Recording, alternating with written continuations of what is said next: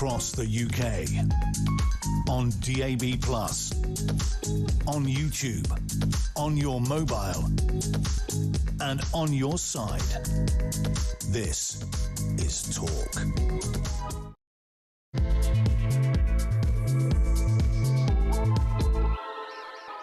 Hello there, good morning and happy Friday. Did you sizzle yesterday? Oh my goodness, I have loved this heat wave so much this summer. I have not complained a jot, not a jot. But yesterday, whew, that was tough, wasn't it? I found myself, I had to do little shifts. I'd be sitting outside doing a bit of gardening and I was like, no, got to get into the shade. I honestly wanted to mass buy Calippos, have about 12 at once, play them like panpipes just to keep some sort of, you know, sugar supplies, a few little things to stop me dying of dehydration. But it's a bit more temperate today, isn't it? And I just want to say as well, thoughts to all the people who've lost homes due to fire, thoughts to families and the commuters who use that train line down to Sussex, where there was that horrific accident yesterday. I mean, it's just, yeah, I have a great amount of sympathy for people who are going through it today. I thought of my own brother because he commutes and that's the train that sometimes he gets. And, you know, moments like this, you think of your loved ones, don't you? And you realise how much you treasure them and how much they mean to you. So to everyone out there who knows people who have been through adversity lately, just to say that we're all thinking for you and sending out a prayer for all of you. Talking about living on a prayer, Nigel Farage must feel like his prayers have they been answered? I don't know. But he did have a resolute victory in Clacton, as I think we all knew would happen. As much as the other political parties thought it was great fun to say, oh, he's fighting a bin, ha, isn't it funny?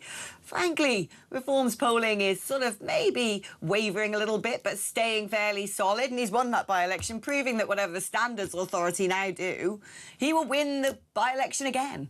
He is going nowhere. So they're going to have to keep scrambling and keep having to find other ways to try and bring him down. But was it really the great victory in Clacton? Because when you look at the interpretation of some of that polling, yes, without a doubt, it's always been the most reform-friendly constituency in the country. And yes, without a doubt, the vast majority of voters are wholly with Nigel. And I don't think we'll ever abandon him, frankly. But it did prove that there is a flank of people who really would like to see the back of him. I suppose that is politics. But let's get a little bit more analysis from the ground by catching up with one of my favourite people here on planet Earth. She's beautiful, she's erudite, she's tenacious, vivacious. She's our very own Samara Gill. Hello, Samara. Hi, Alex. Great to be with you down here in Clacton-on-Sea. Yeah, new dawn on Nigel Farage's political future. He seems to have, of course, won with flying colours, as we all predicted. But there are a couple of people that aren't happy about him showing up to the actual count and the celebration. So there is a little bit of a mixed response here, but mostly people are just happy for the nice weather and the fact that we are totally on a high here with it being summer and all. So I've actually got some voters here who would like to talk to us about their experience and how they feel that Nigel's won. Welcome to the show. It's Alan and Carol, if I'm not mistaken. That's right. Yeah. How are you feeling? Nigel has won. You put your vote in yesterday. Yes, we're quite happy with the result, but not very happy with the whole charade that's gone on against him, really. Because I look at it, it's all right. He's had 5 million before he was an MP. You've got Yvette Cooper, who's had £1 million. West Streeting's had £500,000, and we have the other one, the ex-Prime Minister. He was all corrupt. So what's the difference? Why aren't they doing it like Nigel's doing? So what we're referencing here is that £5 million gift from Christopher Harborne that, of course, triggered this by-election. Nigel wanted to show the support of Clacton in order to kind of rehab his political image after it had been dredged by the papers. Carol, how do you feel about this? I just feel happy that he's won because there was such a ridiculous list there. Did you see the voting paper? 34 candidates. Ridiculous, it really was, and you're looking down all these places, you know. But I'm just happy that he won. Were you upset that the Conservatives didn't run, or that sort of any of the other main parties, Labour, the Greens, the Lib Dems, they just boycotted the people of Clacton? Probably because they knew they wouldn't win anyway, because even Nigel's got 1,000 votes more this time than he did 2 years ago, right? I think they were just running scared, eh? You like to think that? I do like to think that, yeah. Yeah. That's you know, and if he goes through this other election bit, what they're on about now, if they sort of find something against him, which they will, because that's what they're trying to do anyway, right? If we have another by-election, he'll win it again anyway. You will vote for him in another by-election if he's found guilty by the parliamentaries? Yeah, If he's got through legs on two heads, I will still vote for him. Yeah? Yes. Still vote. That seems to be the sentiment. Now, a lot of people that I've spoken to this morning are a little upset that he didn't show up to that count. There were security issues, and there's obviously been a very, very dark scandal that has hit this by-election campaign, which is, I wouldn't even call it a scandal, but it was a murder, Anne Widdecombe. Yeah. Absolutely tragic and horrible. Nigel said that there were security risks for him showing up to that count last night. The Essex police are saying that there wasn't, so there's a bit of back and forth going on there. Do you think it was right for him to skip the count? Yes, I think so, because they would have just taken the mickey out. How can he stand with Bin Face and all these other people? It's just made a Clacton a joke, really. So I fully understand why he didn't turn up. Yeah, me too. I do. I would support what he did. Yeah, I would. Lastly, is your MP going to be the future Prime Minister of Britain? Is that what you think we're looking at here? I hope so. We hope so. We definitely hope so. We can only do our vote and hope for the best. And we've just got to get rid of this mob that's in now. Anybody's better than them. Not a fan of Burnham, we see. Well, there you go. He ain't made no difference, but he'd be worse than Starmer. Eh? So roll on, let's get rid of him. Fair enough. Okay. So this was really a two-fingered salute to the establishment for you guys. Yes. Brilliant. Yeah. There you go. Thank you so much for talking to us. That is Alan and Carol. They are avid talk listeners. They love watching us, and it's just great to get their thoughts. There you go. On the ground, Alex, that's what people really think about this by-election. Don't listen maybe to what the papers are telling you. That's the thought process there from just a select few Reform voters. Yeah, I mean, actually, it's fascinating listening to them because it rather sort of corroborated my analysis of it, which is the fact that actually the people of Clacton see this by-election for what it is. And, you know, you've been down there in Clacton speaking to people. I want to know how their view of the establishment is now, because listening to Alan and Carol, they see the attacks on Nigel as lawfare. You spoke a bit about the other parties boycotting the election. And it just seems to me that they sound like a voice of maturity. They understand the process. They've got an interpretation of, you know, what they think the attacks against Nigel Farage are, whether they're justified, whether the scrutiny, the 5 million gift, all the rest of it, really are a problem for the ordinary men and women. And it just feels to me, actually, and again, talking about when they said, well, he didn't go to the count, they seem to understand. There's this argument, isn't there, that he said it was security and police said we never told him not to go. Well, I've read his statements and I've read the police statement. It seems the police would have said to him there are going to be planned protests. He's probably certain that some of these other characters, 30 of them, who can all bring people to the count, will have brought in people to ridicule him and protest inside that building. And I think he's gone, well, why do I have to turn up and subject myself to that? And I feel like the voters actually understand that, and share his frustration. Have you found people in Clacton, though, that are sort of resolutely the other way? Yes, absolutely. It's usually the women. I spoke to an older woman who was absolutely enraged because she lives near the leisure centre where the count was taking place.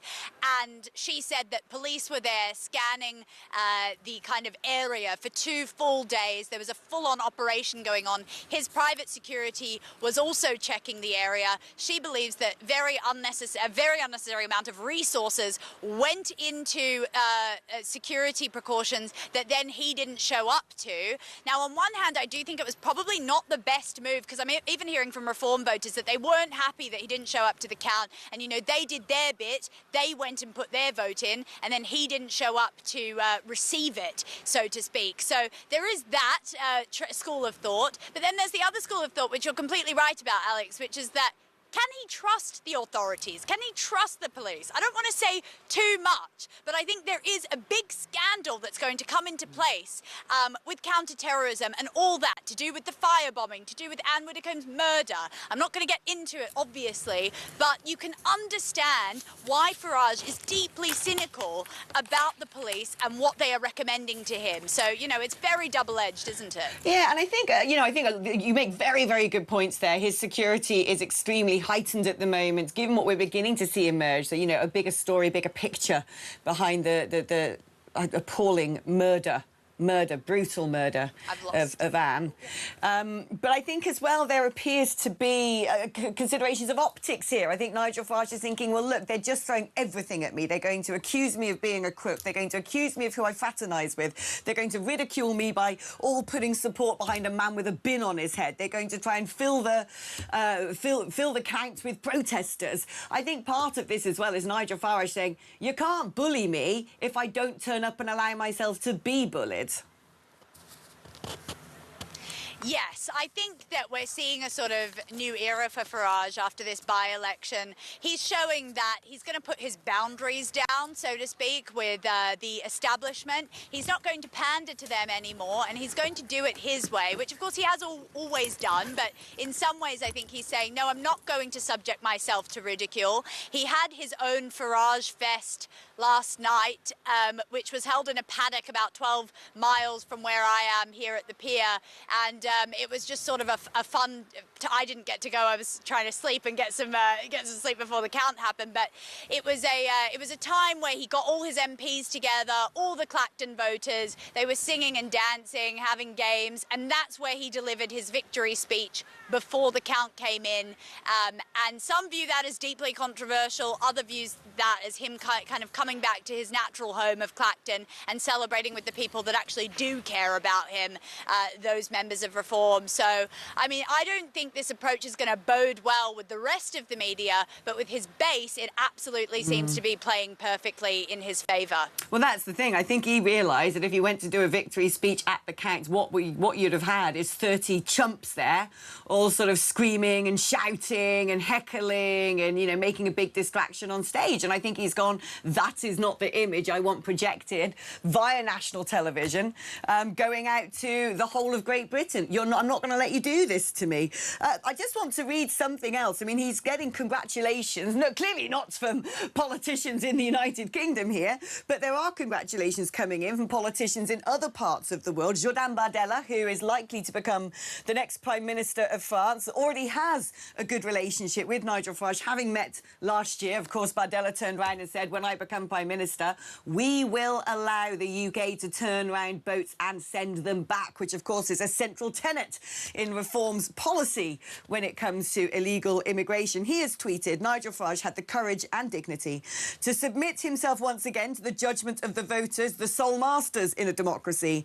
His triumphant re-election, despite the machinations of the establishment parties, proves that nothing can stop common sense. The British know that Nigel Farage is a fervent patriot who will do everything to set his country right. It's interesting, isn't it? Because I think of Jordan Bardella, who at one point was in the running to potentially be the presidential candidate and go on to win the presidency of France next year, according to all polling in any runoff situation. He, of course, now is not going to be the contender. It will be his senior Marine Le Pen, who herself has been through lots of lawfare over in France. They tried to prevent her from standing at all and seem to have changed their minds on that.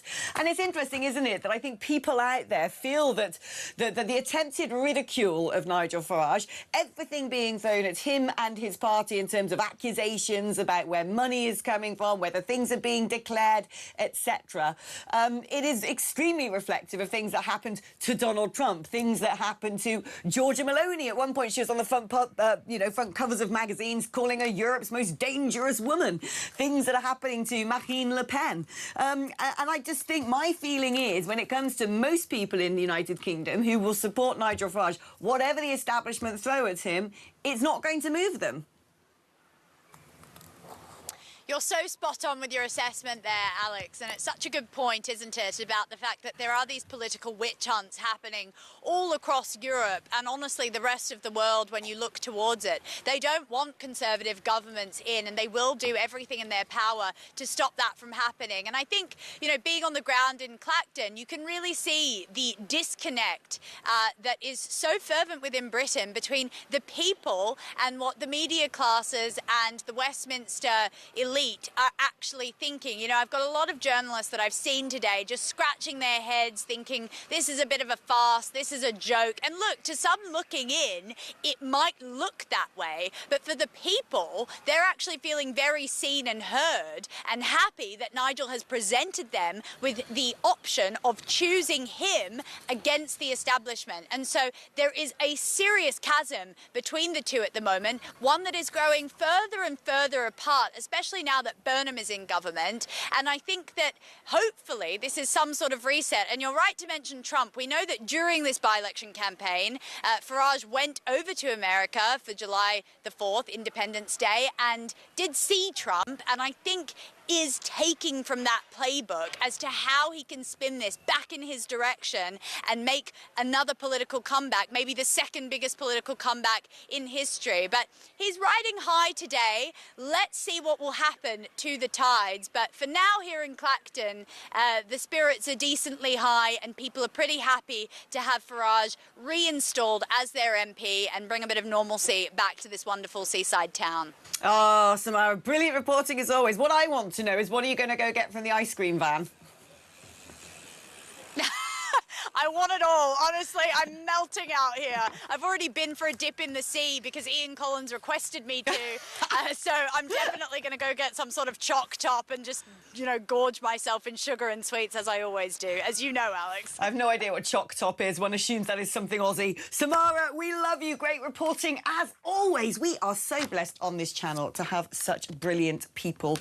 Samara there looking like a Hollywood starlet and delivering all the truth from the ground like an absolute professional. We are going to be taking a short break now, but I want to hear your thoughts on, well, on this, really. I mean, do you think that it is beginning to get a bit farcical, the attacks on Nigel Farage? Have instead reform been lackadaisical? Should they be getting their act together and report things where things need to be reported and declare donations and be totally transparent? Or are they the same as other political parties? They're just being treated differently, however. I want to know your thoughts on all of this, so you can send me a WhatsApp 03444991000 or indeed leave me a voice note on WhatsApp. If you'd rather send a text message, the number is 87222. If you're going to do that, write the word talk before you send your text. If you want to have a chit-chat on the blower, I would love that today, so don't be shy. This is the number, 03444991000. It is your normal network rate, of course, so we're not going to be costing you any more money because, hey, free speech is free in Talk Towers. We're taking a short break now, but we're back with a polling expert, Professor of Politics at the University of Strathclyde. You know him. He is a guru. Sir John Curtis is with us just after this.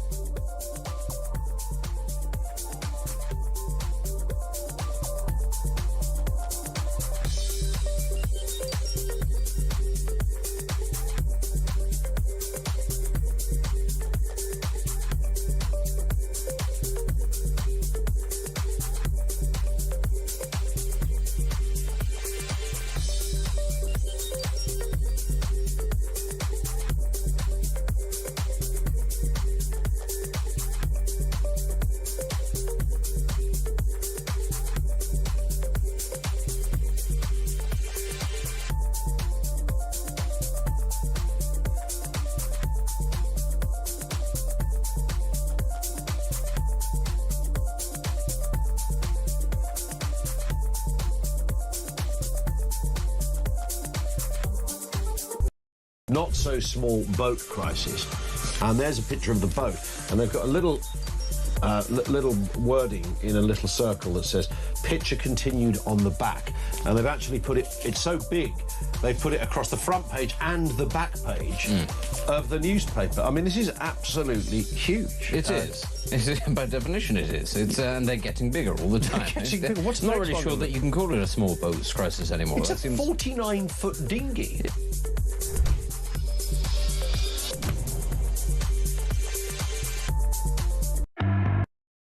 Across the UK, on DAB+, on YouTube, on your mobile, and on your side. This is Talk.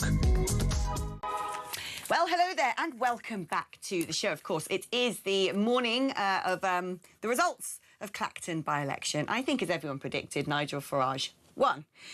In fact, it seems to me that he actually increased the amount of support he got this time round, despite all of the accusations and allegations being thrown at him and his party. But if we were to dig deeper into the numbers, if we look at trends perhaps outside of Clacton but across politics in the United Kingdom, what is actually going on?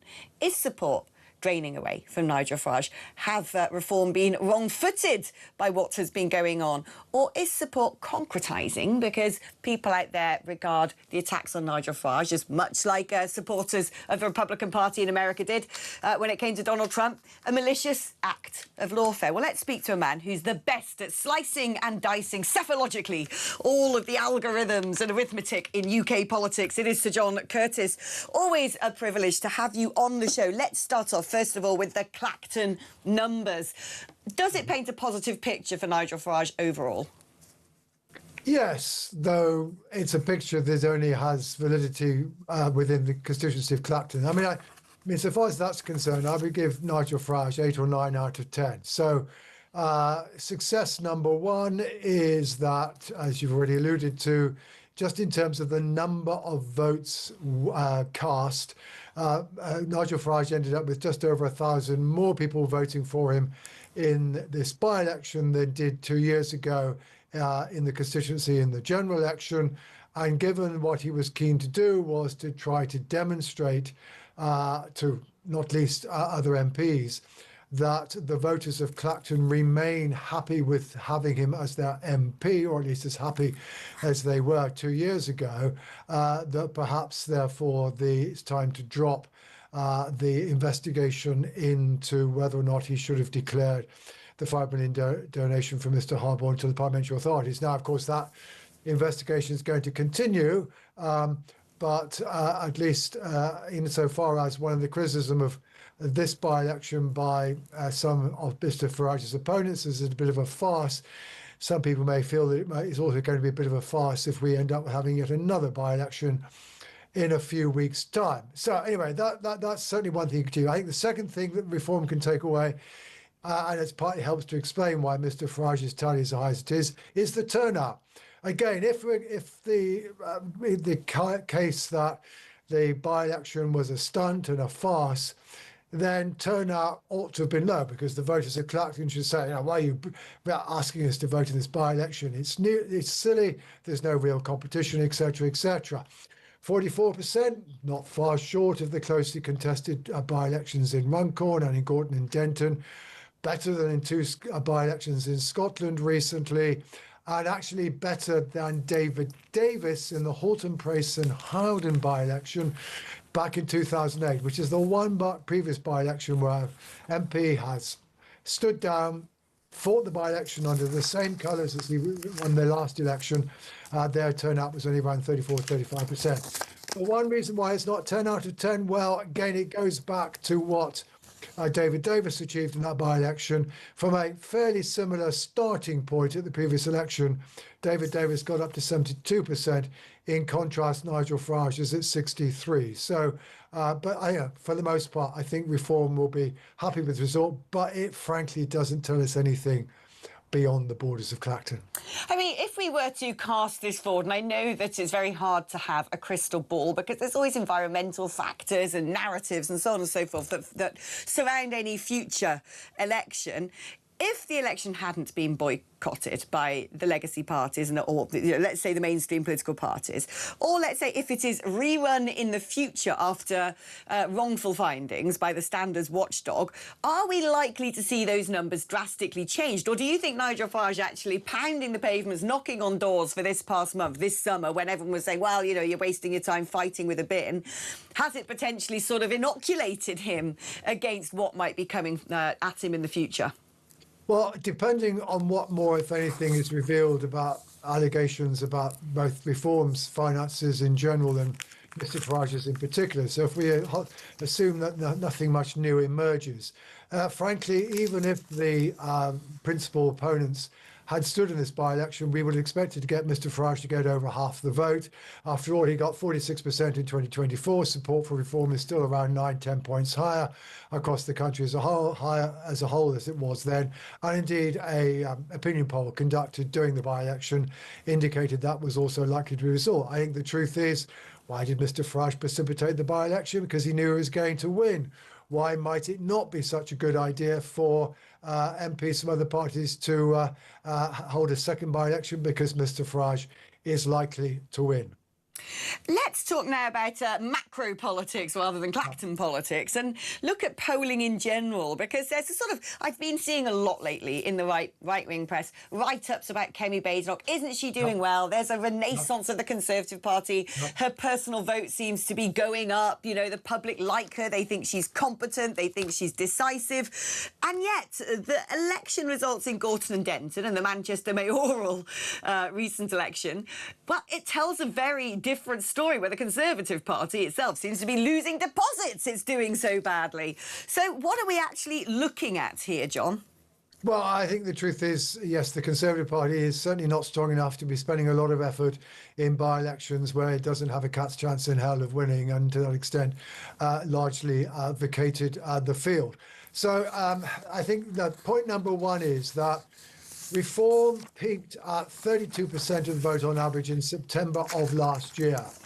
That number has not dramatically, but slowly going down until we get to July the 7th, when Nigel Farage precipitated the Clacton by-election.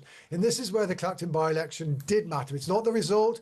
It's the precipitation and the events that led to its precipitation, because you can show very clearly that whereas as of July the 7th, Reform are running at 26-27% in the national polls. Thereafter, they fell to 24%, and they're still only at 24 to 25 now. Now, I'm not necessarily saying it's the calling of the by-election itself that led some voters to change their mind. It may just simply be the publicity of the allegations, because some of the more recent allegations about the financing of Reform occurred just the weekend before Mr. Farage made his decision. But either way, the calling of the by-election and the circumstances that led it to it collectively clearly did do damage to Reform. And I think, frankly, it's the first, I mean, it's been a sequence of various stories in the press about various aspects of Mr. Farage's personal behaviour in the past, what was said in the playground in Dulwich in the 1960s, etc., etc. So far, none of these seem to hit home. But this story has, to some degree so far, done so. Now, who is going to benefit if support for Reform is going down? Well, to some degree, Labour, yes, because Labour were losing some ground to Reform, but above all, the Conservatives. And it is the case that although the improvement in Kemi Badenoch's ratings, which you referred to, and is there amongst all the pollsters, that has occurred during the course of the last 12 months, and it outpaces the improvement in Conservative support. Conservative support at 20%. Yes, I know it's only 20%, but at 20%, it's 3 points up above the nadir of the autumn of last year. And you can show very clearly from the polls that whereas back in the autumn of last year, more than 1 in 3 of those people who voted Conservative in 2024 had switched to Reform, then the figures now slipped to a little below 1 in 4. And the Conservatives have got themselves back. Together with Reform's own difficulties, the gap between them is only between 4 and 5 points. And I think probably, one of the reasons why what the position that Mr. Farage faces now is going to be much more difficult than winning the Clacton by-election is the fact that the project that Reform have, and Mr. Farage in particular had, of trying to replace the Conservatives as the principal party of the right in Britain, which seemed to be going extremely well for much of the last 12 months. The gap between those two parties is now sufficiently narrow, and the potential, at least perhaps, for the Conservatives to advance further, if Kemi Badenoch's popularity continues to improve, then maybe the Conservatives might be able to begin to turn things around. That said, what is also very, very clear, Kemi Badenoch, I think the message of the polling is she is respected, but not necessarily yet liked. She's respected for her performances, even amongst some people who don't necessarily like her. And secondly, while some of the doubts people had about her have been assuaged, the doubts about the Conservative Party, in the light of their record in the last Parliament, including not least on immigration, but also economic competence, those worries are still there with the electorate, and that is still the big albatross around the Tories' neck that they still have to try to get rid of. Fascinating stuff. I really do appreciate you, John. Thank you so much for giving us your analysis this morning. It is interesting, isn't it? I mean, one has to look at all. I've been jotting down all the numbers and looking at all the machinations and things going up and going down. And of course, you know, we find ourselves locked, don't we, in constant campaign now in the United Kingdom. Gone are the days that a political party might win a majority in a general election and then spend 4-5 years governing. No. 24-hour news cycle, social media, focus groups and constant polling means we're constantly locked in campaign mode. And it's certainly something that I think gets a little bit drawn out and tedious. But of course, we don't know when there will be a general election. In theory, according to Andy Burnham, well, not until the next one is technically due, which is in about 3 years' time. But if there were to be a general election this year, I wonder how much those figures might actually move. Right. Get me your thoughts, please. Send them in. 03444 991 is the number if you want to give me a call and have a natter. 8722 is the number to send a text. You can also, of course, send a WhatsApp to 03444 991. Let's actually do some messages now. Morning, Alex. See, that's why reform are best suited for government at all levels. They're guaranteed to take the bins out, says Sean. Hi, Alex. The reason I think the inquiry into Nigel is taking so long is because they want to keep it in the news, hoping the great people of the UK are stupid and will believe this is not a set-up by the lefties. And I include the Tory party in that, says Victor. Of course they want to keep this ticking over for as long as possible. The problem is, of course, we already know the playbook. We've seen it. That's the thing. You can't pull the wool over our eyes. We've seen this happen already, haven't we? Good morning, Alex. Nigel Farage didn't take my tax money, so I don't care where it came from. All I understand is that we need massive change in political behaviour. The politicians of this country have been an absolute shower. You know what? And they do happen to work for us, not against us. We're not stupid. We're watching. Just wait and see. Peace out. Whoever said that, thank you. Peace out to you. David in Worcestershire says, Alex, all of what you said, yes, the establishments are treating reform differently, but yes, reform have to be completely transparent and tighten up on their following and vetting of candidates, etc. Well done to Nigel and the reform family. We are coming for Andy. There you are. That's a fantastic win for Farage. I bet the bin man in disguise was Starmer. Go reform, get our country back. Love your show, Alex.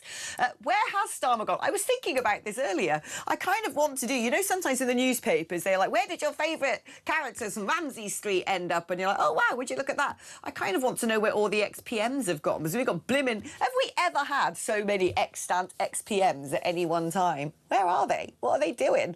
How's your life now, Starmer? You enjoying yourself? What about Rishi? Anyone seen that guy for a while? Disappeared, hasn't he? Where are they all? What are they up to these days? Perhaps they all sort of, you know, hang out together and sing Kumbaya and have group therapy. I don't know. And one more. Hi, Alex. There's a lot more to Clacton by-election than most MPs think. It was also a vote for the only person who wants to restore democracy to Britain and who truly wants what's best for the British people. And the other main parties need to take note. The Rejoin the EU candidate lost his deposit. We didn't want that. So did the Social Democrat candidate. We don't want socialism. Restore and the Greens would have lost, and the Tories and Labour, if they had the bottle to put up a candidate, the result reflects what the polls are saying. We want our country back, says Ernie.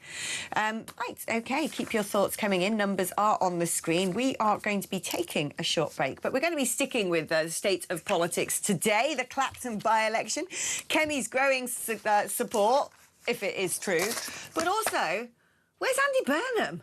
Is he still on hollybobs? I mean, we've got mega dinghies crossing the channel, son. Where are you, lad? Eh? I wonder how long the eyelash fluttering and the banal, infantile, facile, childish TikTok videos are going to keep him riding high in the polls, because at some point that geezer's got to come back and face the music, doesn't he? And then the spotlight will be on him. Then the proof of the pudding will be in the eating, won't it? OK, right, Paul Embry joins us just after this.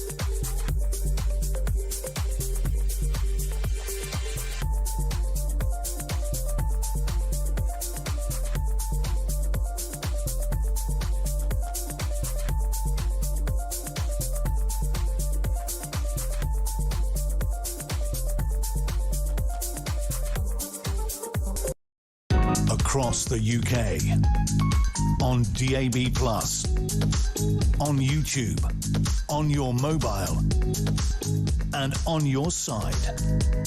This is Talk.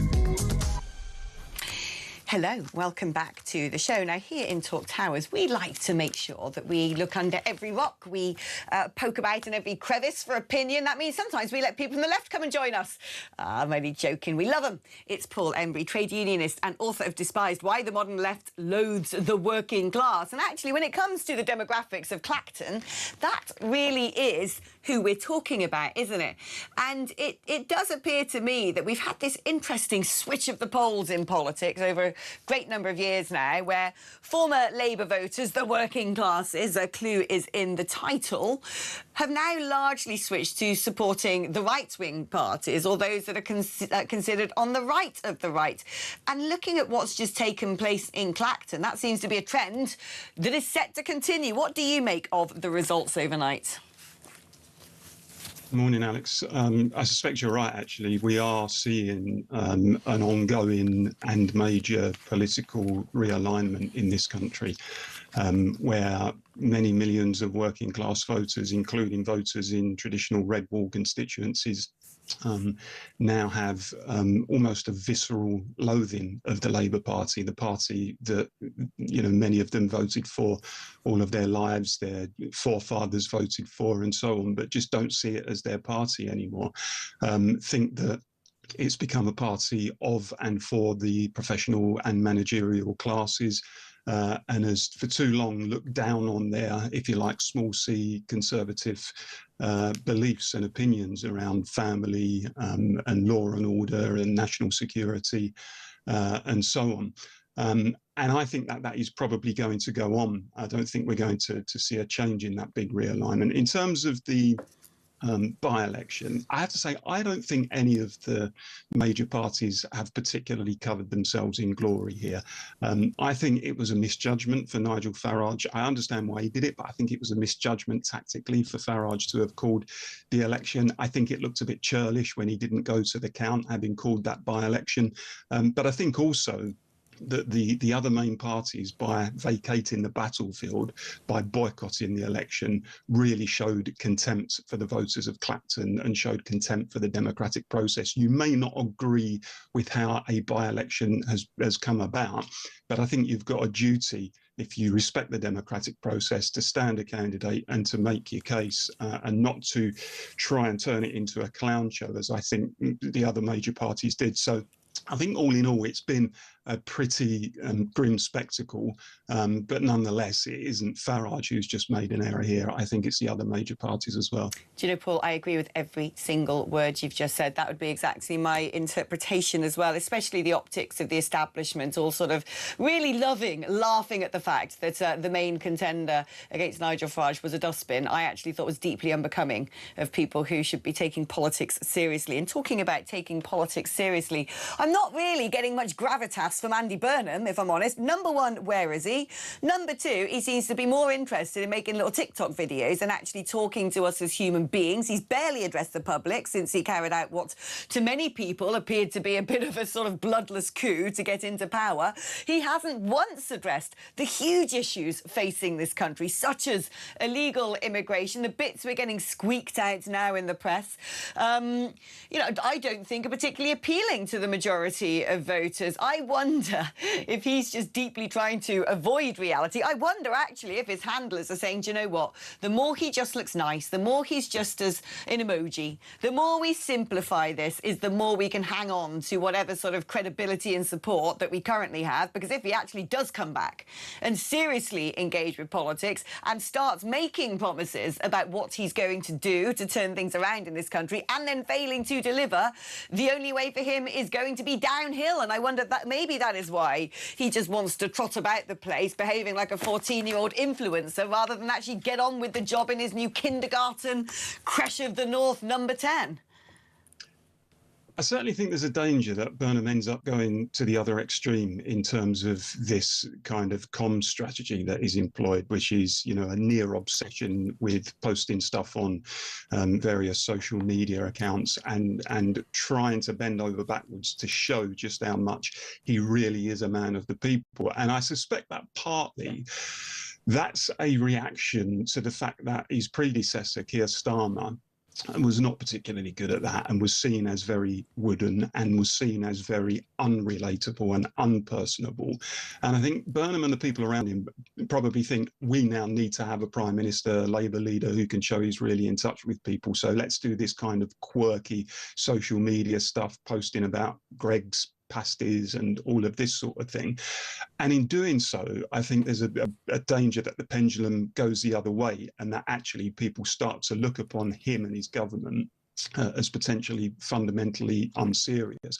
So I don't think actually, look, a comm strategy is always important for any prime minister, but I don't think it's as important as it was 20 years ago. And that, I think, is because people in this country actually want delivery. I think people are a little bit exhausted with image over substance. I think given the decline of the country, given the fact that so many things, including the economy, have stopped working, I think what people are saying is, look, we're not really interested in your TikTok videos. We want someone who can fix the problems of this country in short order. And you know what, Burnham, and I've written about this recently, Burnham is already on borrowed time. You know, considering we've had an economy that's flatlined for 20 years, considering the problems we've got over the small boats and wider immigration policy, NHS waiting lists are at a record high, and people can't get in to see their GPs, and there's a general sense that the country isn't working properly. People are not going to accept drift and mediocrity and a failure to deliver just because a prime minister is relatable and has a common strategy. And I think that Burnham and his people need to understand that lesson very quickly. I mean, it's to me, it's fascinating, this juxtaposition that we have at the moment with the complete lack of seriousness coming out of so many of our political stakeholders. In contrast to the extreme critical nature of things facing our country right now. You know, like we were just talking, weren't we, about the political establishment thinking it was a great song and a dance and a game and jolly hockey sticks to all support a dustbin. You know, we're talking about Andy Burnham doing Greg's taste tests or whatever it is. And at the same time, we are well aware that our economy is about to go over a cliff edge and we're too big to bail out. We've got boats of 250 people at a time now coming into the United Kingdom. We're learning a lot more about international threat levels against our country, both through direct warfare and indirect warfare. And I look at what's going on. Burnham's on holiday. There's a woman who's a convicted fraudster, potentially just, you know, lurking around about to run the country if there was a crisis in the form of Louise Haigh. They're building a, you know, blimmin' office up in Manchester for what? I don't know, just to have more people pressing buttons and making TikTok videos. I've never known a situation in my entire life, Paul, where the straits we've been in have been so dire and the people who are supposed to be dealing with these issues are so risible. Well, yes, and I mean, there are times when you can possibly get away with that kind of offbeat, quirky media stunt kind of strategy. And, 1997, for example, when the Labour government came to power under Blair, huge majority, there was a general sense of positivity around the country. People were largely upbeat. It was a whole kind of cool Britannia thing. Okay, a lot of that kind of turned to dust in the long run. But when there is a good vibe in the country, you can probably get away with that sort of stuff. When there is a brooding, festering resentment and feeling of alienation among a large part of the electorate, when the country has been on the skids for the best part of 2 decades, when there's a sense that there is a great deal of social disintegration out there and that the apparatus of the state simply doesn't work as it ought to, and that in terms of people's living standards, which have plunged over the last 20 years or so, I think people look at that and say, I'm not interested in your common strategy, mate. Most people in this country are not even on TikTok. Let's not forget that. What they want is somebody who will come in, apply the shock therapy that the country needs, grasp the nettle and put in place some of the radical measures to try and turn the economy and the rest of the country around. That is something that Burnham has not yet shown any real sign of understanding. Manchesterism is not necessarily good for the rest of the country. It's fine saying you want to end homelessness. It's fine saying that you reduce bus fares and so on.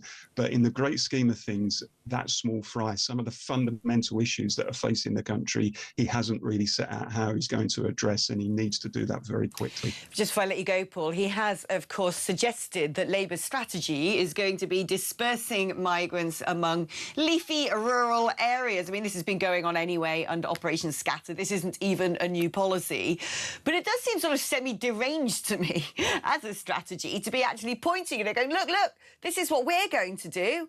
If you don't hate us yet because your area hasn't been wrecked by a load of undocumented men of fighting age males moving in, guess what? It's coming over the horizon for you. I mean, I really can't see this winning him any favour. And I would imagine, looking at the places that are already earmarked to receive people into former RAF bases, we're actually talking largely about Liberal Democrat constituencies. What do you make of that policy by Andy Burnham? Well, it's a sort of sharing the pain strategy, isn't it? But the question I think that people will reasonably ask is, look, why are we suffering this pain in the first place? I mean, it's one thing saying, and an argument can be made to say that if we've got large numbers of people, then each area has to kind of deal with a reasonable share, but it doesn't really address the fundamental issue, which is why we have seen such eye-wateringly high numbers of people arriving over the last couple of decades or so, particularly in more recent times with the advent of the small boats and so on. The bigger question, and one that he hasn't particularly addressed, is how we're going to deal with that small boats issue, how we're going to reduce immigration numbers to the quite sensible figures that they were in the 1990s, for example, when net migration was in the tens of thousands. And because of that, because people felt it was being regulated properly, it had largely become a non-issue in our society. It's only when the brakes came off and the impact of large numbers of people arriving largely in hard-pressed working class areas and the disorientation and the bewilderment that caused, and sometimes the pressure on wages and so on. It's a crying shame that actually it has become an issue in our politics again. And he needs to show, and Shabana Mahmood, I think, has gone some way to doing it, and I applaud her for that. But the big issue is the small boats. 5 years or whatever it is after this crisis unfolded, we are still getting record numbers of people on record-sized vessels arriving on our shores. And however pro-immigration you might be, that is not a serious way for a country to be run, where you have porous borders that you simply cannot control. And it's an entirely reasonable thing for people to be concerned about it. And unless Burnham and his government understand the strength of feeling, I still suspect many of them don't, then the issue is going to be a big running sore for their government in the future. I think you're right. I think everyone is on borrowed time, but actually probably not so much Nigel Farage after that resolute victory in Clacton. Paul, thank you ever so much. Always a delight to have you on the show. We're going to be taking a short break, and then after that, it's my favourite bit because it's your time. So if you want to have a chat with me, 03444 999 1000 is the number to call. It's your normal network rate because free speech is free. Right, going to have a little breather, but don't go anywhere because I'm back after this.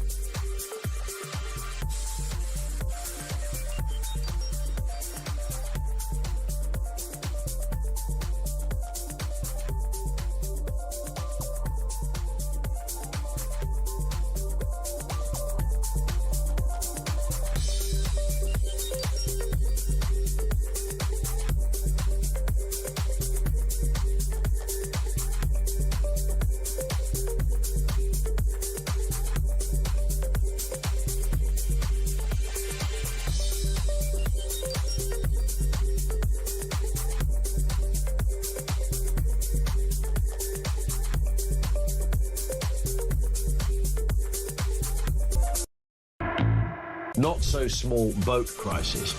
And there's a picture of the boat, and they've got a little wording in a little circle that says picture continued on the back, and they've actually put it's so big they've put it across the front page and the back page of the newspaper. I mean, this is absolutely huge. It is. By definition, it is. And they're getting bigger all the time. What's not really sure that you can call it a small boats crisis anymore. It's a 49-foot dinghy.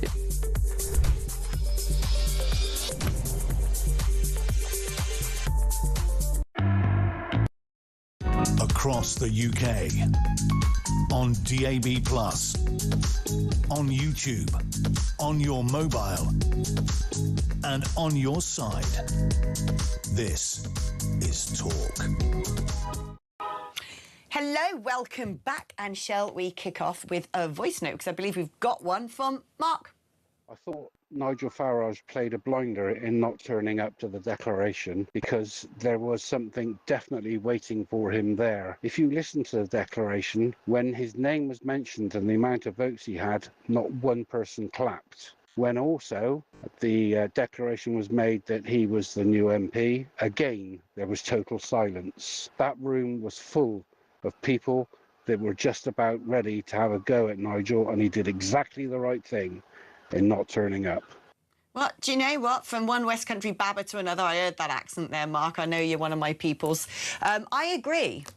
I agree, actually, because if you know you're going to be putting yourself in front of people who just want to try and humiliate you or bully you or mock you or not enable you to speak, who don't even have decency or courtesy, who, frankly, behave like sociopaths, why would you just go, why would I do that? Why would I go stand on stage with all the national TV cameras pointed at me and people are going to heckle me? Someone's going to try and pull off a stunt. You know, some idiot's going to try and storm the stage or whatever it may be. Because this is the thing, having been to plenty election counts, by-elections, general elections, my own election count when I was an MEP, that turned out into a farce because people in the Green Party were literally standing on chairs shouting that we were racists and monsters and we need to be stopped. And it's horrible. And this has been going a long time.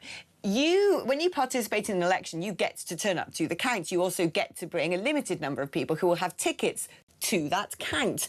And you can guarantee that probably all 30 people on that ballot paper who are not Nigel Farage were planning on themselves and their invitees of doing everything they can to ruin the moment that the declaration took place. That is what would have happened. That is, I'm certain, why Nigel Farage took the decision he took.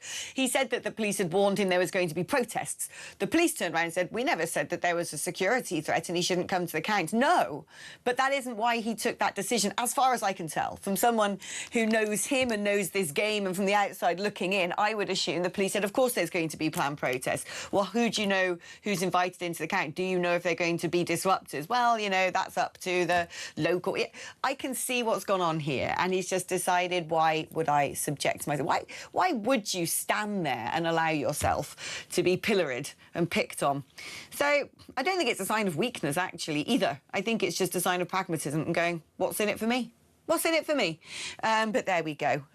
I don't know whether that was the motivation behind his decision, but like I said, I've known the man an awfully long time, and I know how it tends to work at these things, so I would imagine that that's a reasonable conclusion to draw. Let's speak now to Martin, who's in London. Good morning, Martin. Morning, Alex. How are you? I've had better days, weeks, months and years, but otherwise I'm always joyful. How are you? Yeah, not too bad.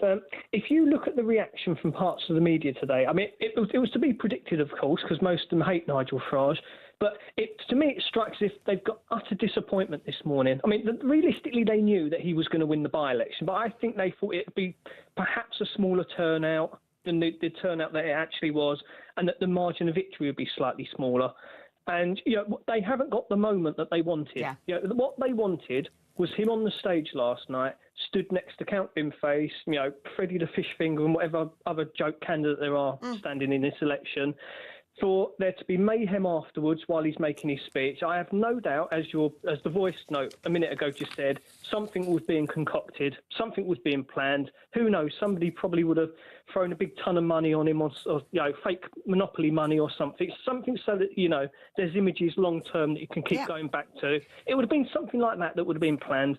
And the media are furious, the likes of Sky News, LBC, the BBC, they're furious that they haven't got the moment they wanted. I agree. Humiliation. I agree. I think you're absolutely right. They wanted the ritual humiliation. This all started in 2016 when they created that jamboree on College Green by building scaffoldings. All the TV cameras could constantly film people looking like they're going on adult rag week and probably needed to check into asylums with, you know, EU berets and that bloke with the blimmin' megaphone, and they seem to love this. But I think what they're failing to understand is whenever the legacy media and the legacy political parties express ridicule and contempt towards what they deem to be the dangerous populist right, is people in the country feel that that contempt is towards them personally. And I think you've got that spot on. I think Mark's voice note got that spot on as well. And I think unless the establishment wake up, look at that result in Clacton, look at how little polling is moving about the place. I mean, yes, of course, we do know that these accusations and allegations against reform is having a bit of a suppression on their polling, but I also think that's down to there being a new leader of the Labour Party. There's also the Rupert Lowe stuff going on, which might be pulling away certain votes. And yes, Kemi gets to look sassy at PMQs. So there's all sorts of other environmental factors that are implicated in the moves in the polls. But what I can see personally, as somebody who's been in politics for 20 years, is the movement really isn't big. It's not decisive. People are going to back Farage, are going to stick with him. And that is my interpretation of what's just gone on in Clacton and what has been writ large. Martin, thank you ever so much for your call, and thank you to everyone who's also messaged in. Keep your thoughts coming in. 0344 499 1000 is the number on WhatsApp, 87222 on text. Right talk before your message. Taking a break, but back just after this.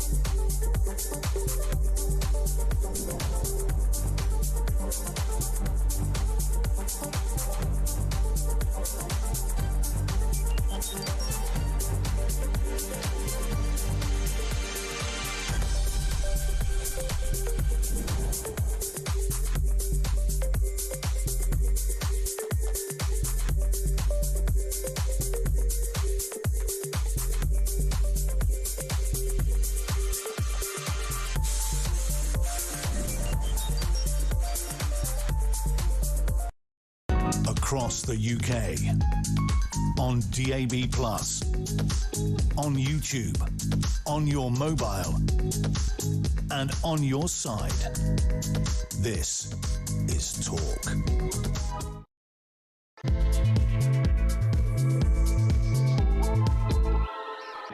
Well, hello there. Welcome back to the show. And there you go. The big news story of today is, of course, that Nigel Farage has regained his seat in Clacton, having stood down, triggered a by-election, some say, to evade the scrutiny into the £5 million donation from Christopher Harborne. Of course, that has simply been resurrected. Oh, they fell over themselves in enthusiasm this morning to learn that the watchdog grilling has been reopened. So has it worked? Is the payoff what Farage expected? Well, it turns out that more people turned out to cast a vote than they did during the actual general election. And his support went up. Now, people said he was avoiding scrutiny, that they didn't want to put candidates in this election because it was a farce. He was running away from all these terrible things he's supposedly done, and ha, ha, ha, the investigation's just going to continue. OK, that to me sounds like what they want to be the case, what they think is going to work. And there will be members of the public who believe that, who think that way, who say, well, I would never vote for Nigel Farage because, you know, there's something crooked going on with his finances. But I think what we have seen in Clacton, given the turnout was greater and his votes went up, is actually people are looking at this spectacle and saying, actually, it's concretising my support. Or indeed, it's actually making me want to support him because this is the rubbish they put him through. And it doesn't seem to be evenly distributed with other parties. Now, remember that what we're considering when it comes to the £5 million isn't the legality of getting £5 million. There's nothing wrong with that. The rules themselves say that there's nothing wrong with that. Also, you don't have to declare anything like this if it is a gift or something given by a family member or a friend, only a business. And apparently, Nigel suggests that there was a document signed between him and Harborne specifically saying this is a gift in kind. It's got nothing to do with anything else. And the arguments have been made that that is actually all about funding security. And I think we can all understand why that would be a priority in Nigel's life, particularly now in now we know about his house being firebombed, and then that potentially being connected to the horrific murder of Anne Widdecombe. So I think the establishment's plot to try and shame Nigel Farage, to try and attack him, to try and besmirch him as crooked, hasn't really gone totally according to plan. Although, of course, whenever you've got these sorts of strategies in politics, they do have some impact. So what happens next? Well, the Parliamentary Standards Watchdog is going to be continuing its scrutiny, and if they determine that he should have declared the gift, again, this is what I think that now Reform should focus on in terms of their messaging. This isn't about the gift. Nothing wrong with it. It's about the fact that a box wasn't ticked, a bit of paperwork wasn't filed. Well, let's see how they now handle this, and if the watchdog will conclude that something has gone very wrong here and it actually warrants the highest punishment, then, well, that would just be another by-election, which looks, well, a bit mad, really, doesn't it?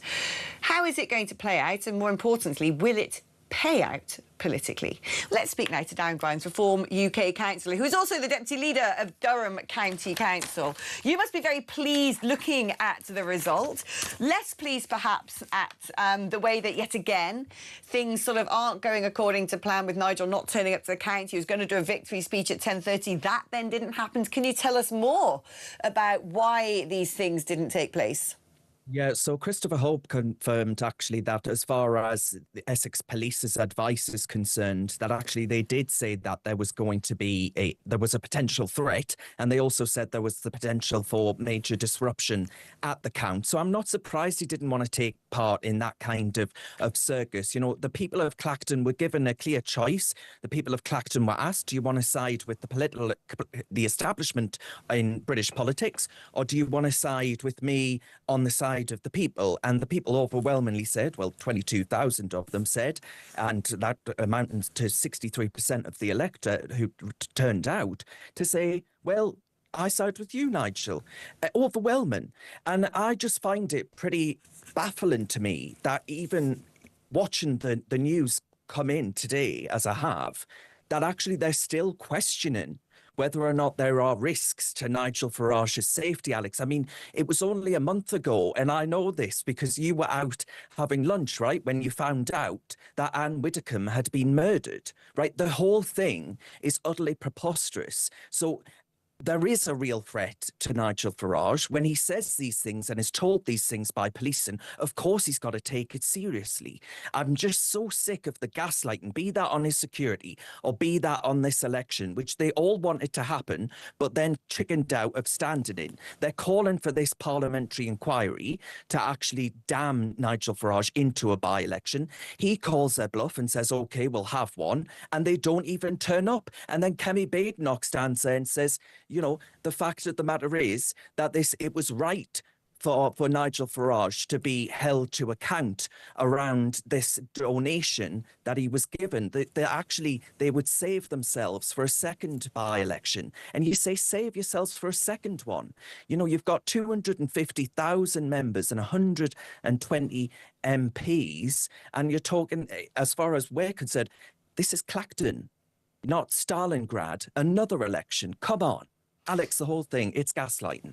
I find everything risible. I find it extremely distasteful. I think actually everything that's taking place right now just exemplifies where we are in the Western world at large. I find it revolting. I think it is absolutely disgusting that so much of the political establishment seem to expend so much energy on trying to destroy political opposition than expend that energy on actually governing us, which is what clearly they're supposed to be doing, seem to be constantly failing to do so. On a bit of a sidebar here, Darren, it happened the other day that I was catching up with an old school friend of mine in Gloucester, and he is now a county councillor like yourself. And he was saying to me about the local government reforms coming over the horizon, and was basically saying how utterly insane they are, how much it's going to cost, how much indebtedness that councils have. I mean, are you having to do this up in Durham, have to look at all your structures and committees and how basically, you know, Labour Party's big grand idea of turning everything into Lord knows what it's going to be is no doubt extremely draining on time and resources? Yeah, it's a good question. So there is a local government review happening at large scale. Durham went through ours, though, in 2009, you know, amalgamating all of our district councils into one unitary body. And that's been a success, it has to be said, since then. But it is a very difficult thing to do, and I'd say it probably took Durham 2 election cycles for it to properly bed in and to be a success story. Ultimately, yeah, what is happening with authorities like Durham who've gone through the process is actually devolution. All it means, Alex, is that Andy Burnham is saying to mayoralties, who are parts of combined authority, so Durham sits within the North East Combined Authority, it empowers a mayor and takes power away from your elected councillors, from decisions like planning, for example, from decisions like even as far as what your tax is spent on. So ultimately, the devolution bill handing power as close to the individual as possible is a total fallacy. You're taking it away from Westminster to hand it to a Labour mayor. That, in my eyes, isn't true devolution. So I am deeply worried about this agenda. So I think your friend is totally right. It's going to be deeply expensive. It'll fail in large parts of the country. You know, the likes of Kent County Council, what they're doing in Essex. These are huge authorities, huge areas where you're trying to create new structures in a matter of years with a shoestring budget. It's going to cost an absolute fortune, and I don't think people will be better off as a consequence. And this is really my point. We have huge issues like this to discuss. It might be a bit boring and technocratic for the average person. What isn't boring and technocratic is learning that China has been largely funding a lot of this pro-Palestine stuff. I could have told you that 1,000 years ago. I wrote an article back in 2021 that China was using seed companies to fund BLM, and actually it's hostile states that are behind a lot of this so-called radical left activism, both through sophisticated networks, bot farms, donations. This country is facing enormous problems, and yet, again, you know, reflecting on Clacton, all I'm seeing is the legacy media talking about, the investigation into a gift by Nigel Farage, whether or not he filled out a form. Basically, that's what it boils down to. It boils down to whether he filled out a blimmin' form. And then contrast that to hundreds of men who could be terrorists who aren't expected to fill out forms or declare who they are or where they're from, flooding into our country every day. And Andy Burnham coming up with a genius idea of restating the Labour Party's policy of Operation Scatter, which wants to stick these men into lovely rural England. And there's this weird element of spite of, we're going to put it in areas that don't vote for us. To me, this policy seems like, here's a risk. We have a tumour of cancer in our society, right? Which is people who we don't know who they are, who have been illegally trafficked in by gangs who harvest organs, sell women into sexual slavery, sell children into slavery. The whole, machine built around illegal immigration is one of the most devilish and disgusting things to happen in the world.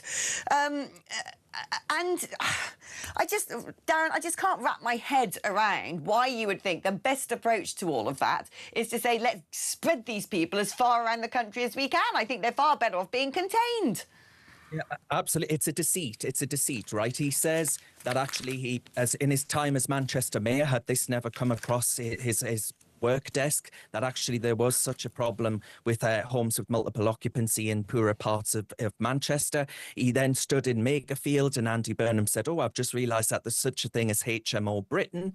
And then now, of course, he turns around and says, well, in order to tackle HMO Britain, I'm going to ask the British taxpayer to stump up larger sums of money in asylum dispersal to acquire more middle-class areas, properties in middle-class areas, to then siphon off into HMOs with multiple bedrooms.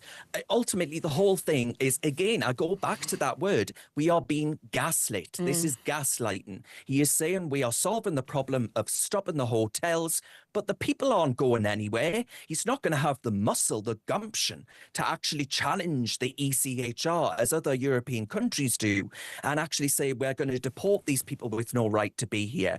They criticise Nigel Farage. You've literally got a politician, a member of the Scottish Parliament in Scotland, who doesn't have a right to be in the country, Alex. That's how preposterous we find ourselves in right now. And he challenges a spectrum of rape he was talking about in this country. I saw that. But it's incredible. So ultimately, I think Andy Burnham, as soon as he said that, as soon as he opened his mouth on that point, I think he genuinely expected the people in the likes of Makerfield, whose doors are knocked on, to say, brilliant, he's going to stop the HMOs in our area. Alex, those people can travel, even if they are in middle-class areas. They can travel into our more deprived parts of the world. They can go into the black economy. They can make lives miserable for our women and girls. It is stupid in a really quite staggering number. I think it's evil. So fed up. I think it's evil. I think it's basically saying we haven't quite screwed up the country enough. We've completely decimated certain communities and certain towns which have been totally overrun and are now unrecognisable from how they looked before. Let's make sure the risk in all these sort of potential terrorists is in every last corner of the land. Look, there's a really nice part over there that doesn't have HMOs and random boat people wandering around. About time we wrecked that bit as well. I mean, to me, I just think it is utterly ghastly.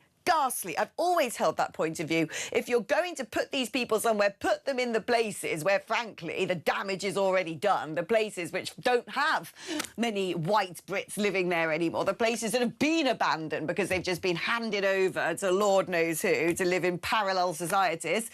Stick them there. I don't think it makes any sense whatsoever to go, look at little, Whittington over there. That's nice. That's got an award-winning Church of England primary school and everyone waters their front gardens and has hanging baskets that, stay in shape despite it being the hottest summer on record.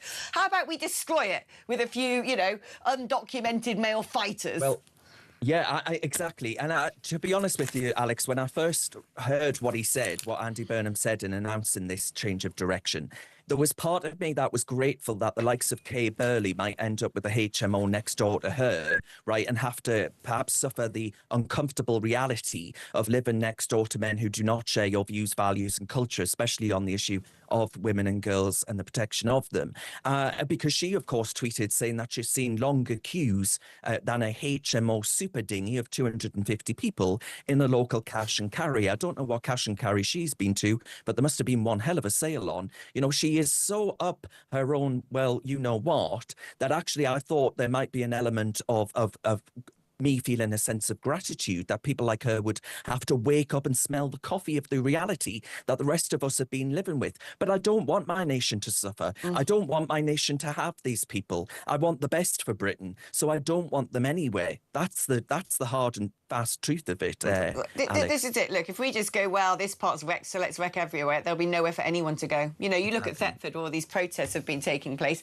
One of the reason is because actually it's largely ex-Londoners who have moved out there. You know, they've escaped what's happened in their own communities. You know, they grew up in the east of London, proper old Cockney towns and boroughs, and those places become unrecognisable. So they've moved a bit further east, and guess what? Oh, you get all the migrant men now. That is why they're up in arms. That is why we can't allow this to happen, because there's no point going out of sheer spite. Oh, let's cut off your nose to spite your face. You know, considering East London's now gone, we may as well destroy Norfolk as well. To me, it is utterly perverse. Darren, thank you ever so much. Always great to speak to you. What are your thoughts on that story, by the way? Look, I've got skin in this game. Well, I've got skin in this game because when they're talking about these leafy areas they want to move the migrant men to, I've moved to one of those because I had to leave London because there were too many blimmin' migrant men harassing me on the street. So I've gone to somewhere where I feel safe, and they're like, nah, you don't get that. No, you don't get to feel safe. Oh, no, we can't leave any corner of Britain untarnished by this deadly blight that we're allowing to happen in borderless Britain. We must infect the whole nation with this stuff. It is sadistic, quite frankly. It needs to stop. Oh. Right, OK, we're going to be taking a short break. And after that, I did allude, speaking to Darren there, about China funding pro-Palestine marches in the UK. I love the fact that, you know, people have been talking about this for years. And if I can talk about it, if I was writing articles on this back in, you know, during lockdown, which I was, wrote about this in 2020, 2021, trying to remember, 2021, I think I started writing on this subject, 5 years ago. If I was able to know this and write about it 5 years ago, why are these things still taking place? Because I'm not their head of MI5 and MI6. So if I know, they know. And if they know, they must have told the government. And if the government knows, why haven't they done anything about it? Oh, heaven forfend. Anyway, we're going to be catching up with Jake Wallace-Simons, the brilliant author of Never Again, How the West Betrayed the Jews and Itself, just after this.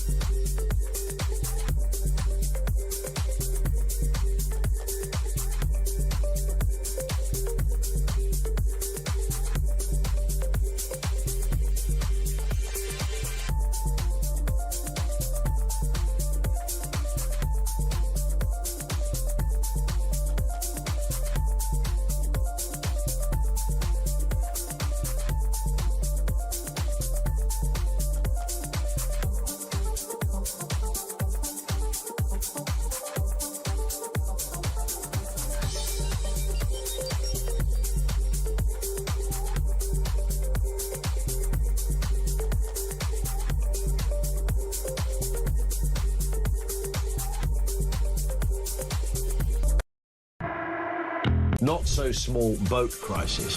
And there's a picture of the boat, and they've got a little wording in a little circle that says picture continued on the back, and they've actually put it, it's so big they've put it across the front page and the back page of the newspaper. I mean, this is absolutely huge. It is.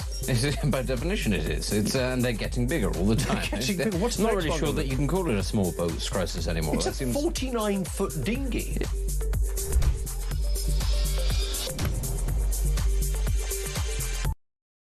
Across the UK, on DAB+, on YouTube, on your mobile, and on your side. This is Talk. Hello and welcome back to the show. Now, I keep friends in interesting places, and one of the places I keep certain friends is in intelligence agencies around the world. And a particular person who works with a particular nation's intelligence agency told me years ago that what hostile states like to do, and particularly China, is set up a variety of seed companies in which to start funneling money into NGOs and charities that actually do us a great deal of harm. And that certainly in America, as you had crazy activists for BLM looting shops, smashing up the high street, attacking people, starting riots, and receiving millions of dollars. He had analysed all the different infrastructure and all the different pathways, how money ended up at BLM, and said, this is hostile foreign states, and they're doing it to try and break America apart from the inside. Now, I wrote about that in 2021. And so understanding how these things work, understanding that actually when you look at certain organisations, and I don't want to libel any particular organisations by pointing the finger squarely at them, but, you know, the sort of organisations I mean, the ones that are, you know, helping illegals get into boats to cross the channel, or ones that scream about defunding the police because, oh, well, who needs law enforcement in society? That doesn't help us, does it? The ones who try and tell us that nuclear power is going to ruin the world when actually it's the one best way to overcome the extreme energy bills that's deindustrialising us at a rapid rate. That so much of this left-wing activism, which ends up as a sort of corrosive canker inside our civic fabric, is deliberately being funded, corralled, choreographed, enabled, over-promoted, heightened, at the very least gained by hostile foreign states who know full well the damage that it does. Now, if I know that, then I have no doubt the agencies know that. If the agencies know that, I have no doubt that, therefore, the government knows that, and successive governments have known that. If successive governments have known that, then why are they still cuddling up to China, singing Kumbaya, writing giant charity checks to Beijing, approving mega embassies, allowing pro-Palestine marches? You know, the questions are endless, because what I see is repeatedly an absolute dereliction of duty from successive governments to do the bare basics in protecting our security and our integrity and our social fabric. They are allowing us to essentially be gamed and played with by hostile states internally. Why? Let's speak to Jake Wallace-Simons. Jake, I mean, you know, it's a front page of the Telegraph today. China funding pro-Palestine marches in the UK. There might be people out there who read that and go, what? Not me. I could have told you that years ago. I'm sure you could have said that years ago. We know that people like Robin Simcox, who's the counter-terrorism czar, told Rishi Sunak, well, there'll be the long arm of hostile states and terrorist organisations as part of these marches. Yet week after week, they've gone on being used to essentially groom people, recruit people, disrupt our streets, create an air of danger, force Jewish people to feel unsafe, and yet no one's done anything. Why? Why? That's right. I mean, the art of subversion in hostile states is as old as warfare itself. It goes back many, many centuries to the beginning of human history, I would expect, certainly the birth of the nation state. And particularly since the Cold War, Russia really pioneered this really comprehensive attempt to subvert Western societies by finding the fault lines that divide us and then aggravating those, turning one citizen against the other by polarizing people, by trying to heighten our differences on key wedge issues, particularly, I have to say, on Israel and the Middle East, even then in the 60s and 70s. Fast forward to today, and it's not just Russia that's at it, of course. It's China, as the front page of today's Telegraph revealed. It's allegedly funding these radical pro-Palestinian demonstrations to the tune, potentially, of at least £250,000 for one organisation alone. Also, Iran, of course, an enemy of ours, is sowing discord on our streets by aggravating extremists, whipping them up by groups like the IRGC, the Islamic Revolutionary Guard Corps, which isn't even banned in Britain. We've got Hamas-aligned groups. The Muslim Brotherhood, for example, operates freely in Britain despite being banned throughout the Arab world. That's funded by all sorts of actors, including Turkey and Qatar, of course. And so Britain really has become vulnerable. It's become the playground of these extremists, which are trying to drive a wedge between us. And that happens on our streets in the form of foreign-funded demonstrations. The suspicion is, according to the American investigation at the moment, which hasn't been concluded yet. But also it takes place very significantly on the internet. I mean, just focusing in on China, as long ago as 2013, China's President Xi Jinping, in a speech, called the internet the main battlefield in the battle for public opinion. And fast forward to today, since October the 7th, there have been approximately 52 videos, according to the academic Scott Galloway, 52 videos that are pro-Hamas, compared to every one that served up on Israel, because these foreign powers like China understand that by making, sort of winning the hearts and minds of our young people in particular, turning them against their own societies and sort of persuading them, brainwashing them to support a terrorist organization that would lynch them as soon as look at them, it's contributing towards the corrosion of our society. And that's what we're seeing today. I mean, just look at the Chinese version of TikTok, which is called Douyin. It has safeguards in place. Under 14s are only allowed to access it for 40 minutes a day. There are automatic delays for 5 seconds if they scroll for too long. And the algorithm promotes inspiring videos about patriotism, social cohesion, scientific, educational and historical content. Whereas the TikTok version it gives us, of course, is a Chinese owned or created platform. The TikTok version it gives us is like crystal meth for the brain and for our moral fiber. And that's how these authoritarian regimes are brainwashing us both online and in the streets by funding these protest movements. And they are trying to destroy us from within, make us eat ourselves, and we are just asleep at the wheel and not defending ourselves from these influences. We are eating ourselves. The point is, it's blooming well working, and it's working extremely rapidly. When I look back at the country 5 years ago and compare it to today, when I look how close we got to what is still going on now, the mad trans stuff, that will also have the long arm of hostile states messing about as well. You know, they basically want to make us mentally ill, divided and in civil war, and well, it's blooming well working. What I don't understand, you get it, I get it. We're not sitting in, you know, in Riverside House, whatever it's called, you know, having to make decisions on these things. We're not in Whitehall in the Home Office. We're not the Minister of Intelligence. But there are people who hold those roles, and they seem to be utterly inert. And that's the bit I don't understand. If we can see this, if we can see the poison that is being, you know, put through an IV drip into the arteries of our society by hostile states, through social media, through these demos, so on and so forth, they can see it as well, and they're doing nothing. And I cannot fathom this, because this isn't just a Labour Party thing. This was a Conservative Party thing as well. Successive governments have sat on their hands and allowed us to be torn apart from within. That's right. I mean, you know, disinformation and subversion is the big untold story of our times. Yes. And within our security services, people are alert to this. There are a lot of good people, both in MI6 and MI5, who are very aware of this, and GCHQ, of course, who are desperate for the government to do something about it. But the problem is that they sit under their political leaders, as do all of us in a democracy. And so it's really the political leadership that's got to give that direction, those orders. That it's the, you know, to use intelligence speak, that the government is the customer for these intelligence services. They provide the service. And so if the government doesn't direct our intelligence services properly and doesn't provide the legislative framework and the funding and the enforcement muscle via the police and elsewhere to actually stamp this stuff out, then it ain't going to happen. And, you know, one example of this was with the Muslim Brotherhood, where two very respected former diplomats with experience of the Arab world and security officials, John Jenkins and Sir Charles Farr, produced a report outlining exactly what the Muslim Brotherhood was up to in our country as long ago as 2015, presented to the government. Some of it was secret, some of it was open. You can read it now. It's absolutely chilling, and it corresponds exactly to what we're seeing around us. And the Tory government then did absolutely nothing.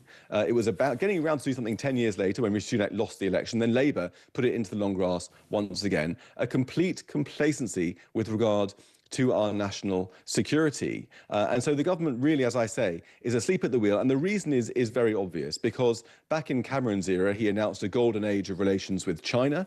China was invited into the IMF, into the International Monetary Systems, the WTO, very unwisely years ago, and we have become economically dependent on China. They've given a lot of money into our universities, into our tech, even our national infrastructure.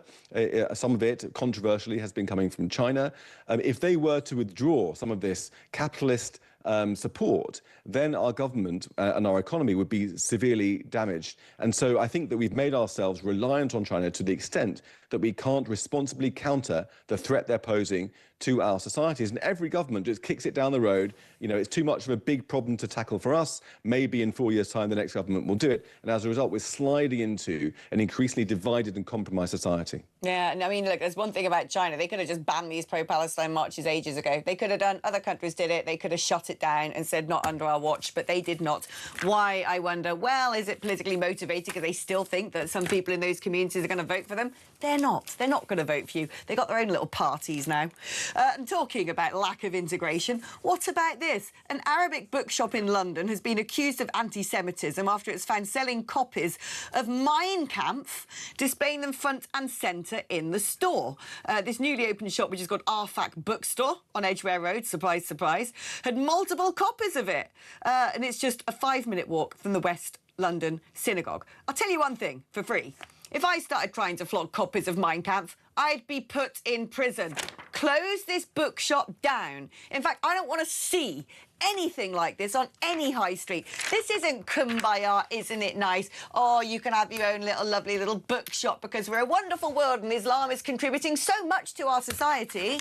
This is ill. This is evil. Yeah, that's right. And it's also entirely unsurprising because modern Islamism, modern jihadism arose in the 20th century as a result of radical Islam blending with Nazism. And that's the history of it. So a lot of the modern Islamist groups that you see today are heavily inspired by 20th century fascism, by Hitler in particular. They adore Hitler, praise him to the rafters and base a lot of their ideology on him, which is partly why anti-Semitism is so rife now within political Islam and within Islamic societies in general. But this is nothing new. You know, my friend Ed Hussein, who's a former extremist himself, now a wonderful writer and voice on these subjects, wrote a book called Among the Mosques a couple of years ago, where he travelled through Britain's mosques, exposing the extremism found within them.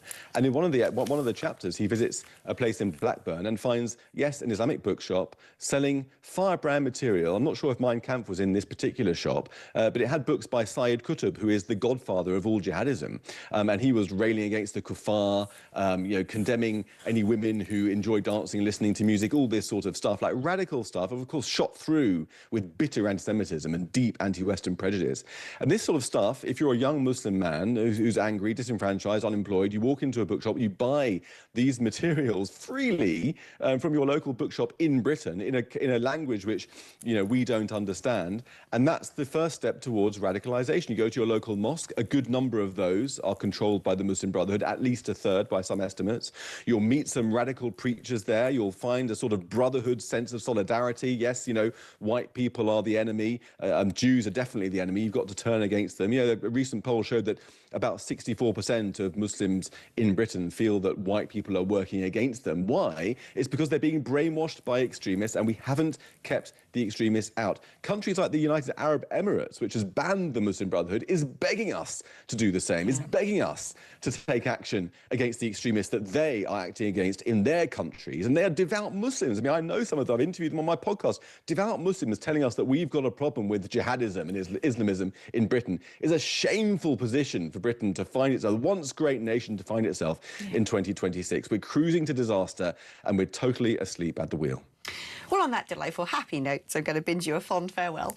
Ah, so fantastic catching up with you, Jake. We're going to keep shining the light of truth on everything here in Talk Towers, because sometimes you just couldn't even make it up, could you? It's astonishing what successive governments are allowing to happen to this once great nation. We'll be great again, though. Don't you worry. OK, after the break, we're going to do calls. And so if you'd like to add your voice to the playlist, let's say, 03444 991 is the number to call. And if you've not done it before, why not make this your first go? 8722 is the number if you'd like to send a text message. If you're going to do that, write the word talk before you send your text. You can also, of course, send me a WhatsApp on 03444 499 1000. We're back after this.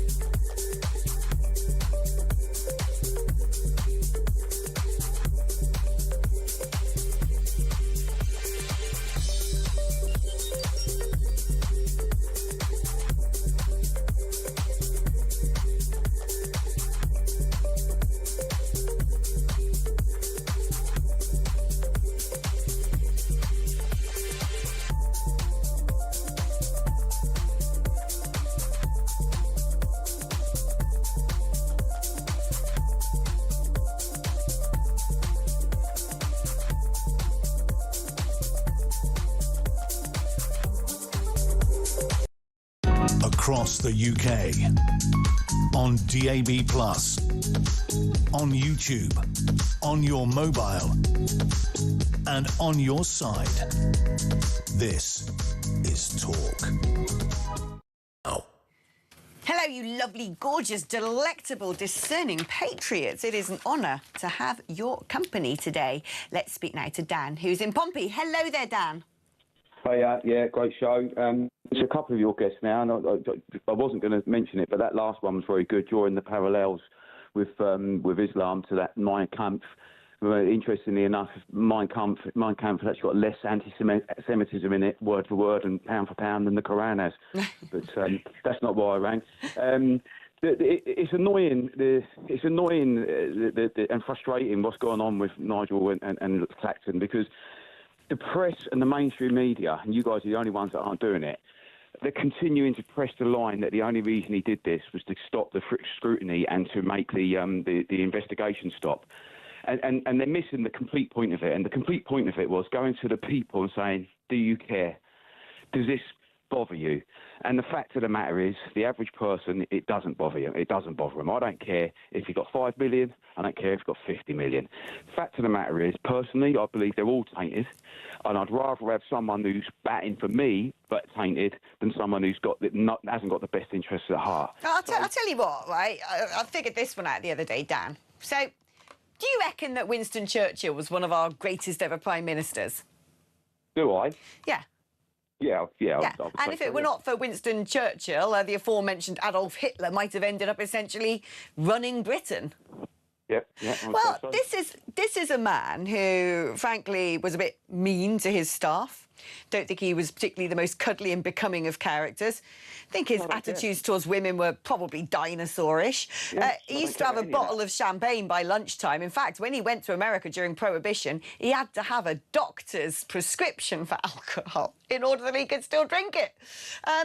This is also a guy who, when he died, had an unpaid butcher's bill that went into the thousands. I tell you what, the parliamentary watchdog would have probably prevented him from becoming Prime Minister, and we'd be a Nazi country by now. This ridiculous puritanism that we've got in politics, where everyone thinks it should be about, be kind, I'm Andy Burnham, look at my eyelashes, look at my little emoji face, yeah, isn't it nice? As I go down the high street, ooh!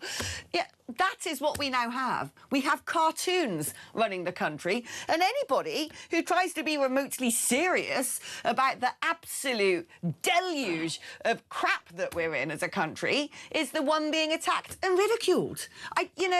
I'm done with it. We're all done with it now, aren't we, Dan?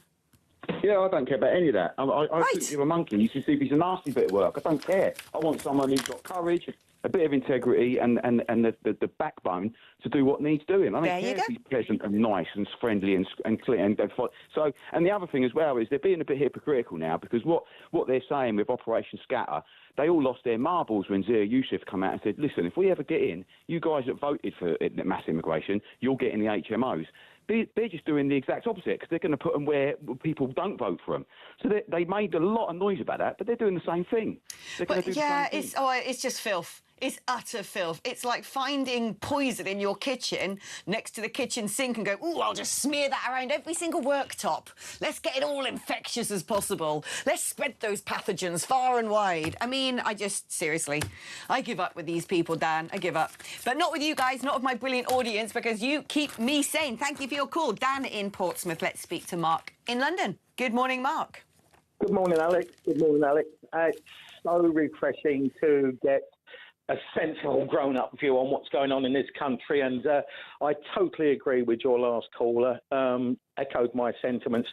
The mainstream media, the way they're dealing with Nigel Farage's overwhelming victory in Clacton, are trying to play it down, saying none of the major parties were there, all count bin-face.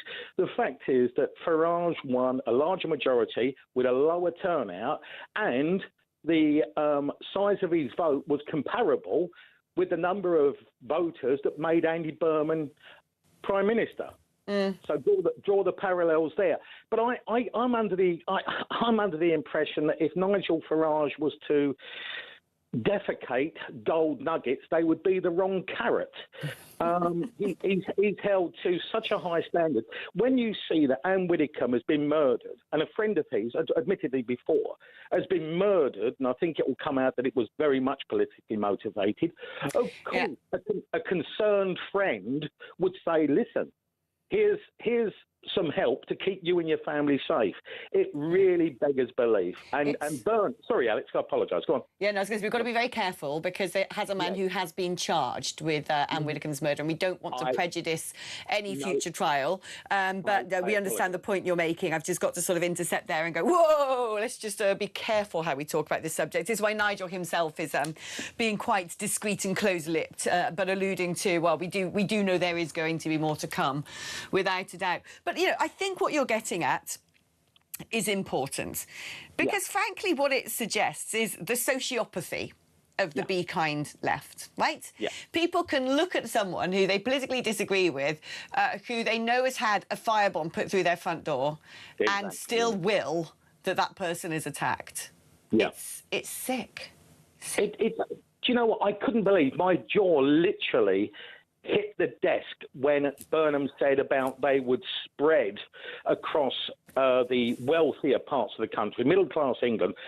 No, everybody to a man and his dog. No, stop the influx of illegals. Don't spread them out thinner. You're actually telling them, yeah, come along, we'll put you in a nicer area. I mean, In America, Senator Cruz and DeSantis, they bust all of these sanctuary states up in the north. They said, okay, you want them, you can have them. And they soon turned around and said, oh, no, we can't take them. Yeah. This is no different. Let's see the reaction when busloads of illegal Syrians, sub-Saharan Africans are taken up to Islington or leafy parts of Primrose Hill and around that area. What people say. We don't want them in the country. If they need refuge, if they need help, go through the proper channels. There is a way to do it. We're not that barbaric, but these are economic migrants. And as Edwina Curry talked about, giving them a brothel. Oh, I know. Oh, my God. I actually wanted to puke in my own lap when I read that. At least she's identified a problem. Guess what? These men want to, you know, go and sow their wild oats. And, you know, at least it's sort of semi-identified a problem. But it's this, isn't it? It seems to me like our political class are pathologically sadomasochistic. And unfortunately, we're caught in the crossfire. And it is just absolutely revolting. The idea of spreading the problem even further into every last little corner of, you know, the country is just sick. It's sick. I tell you what would be even sicker than that.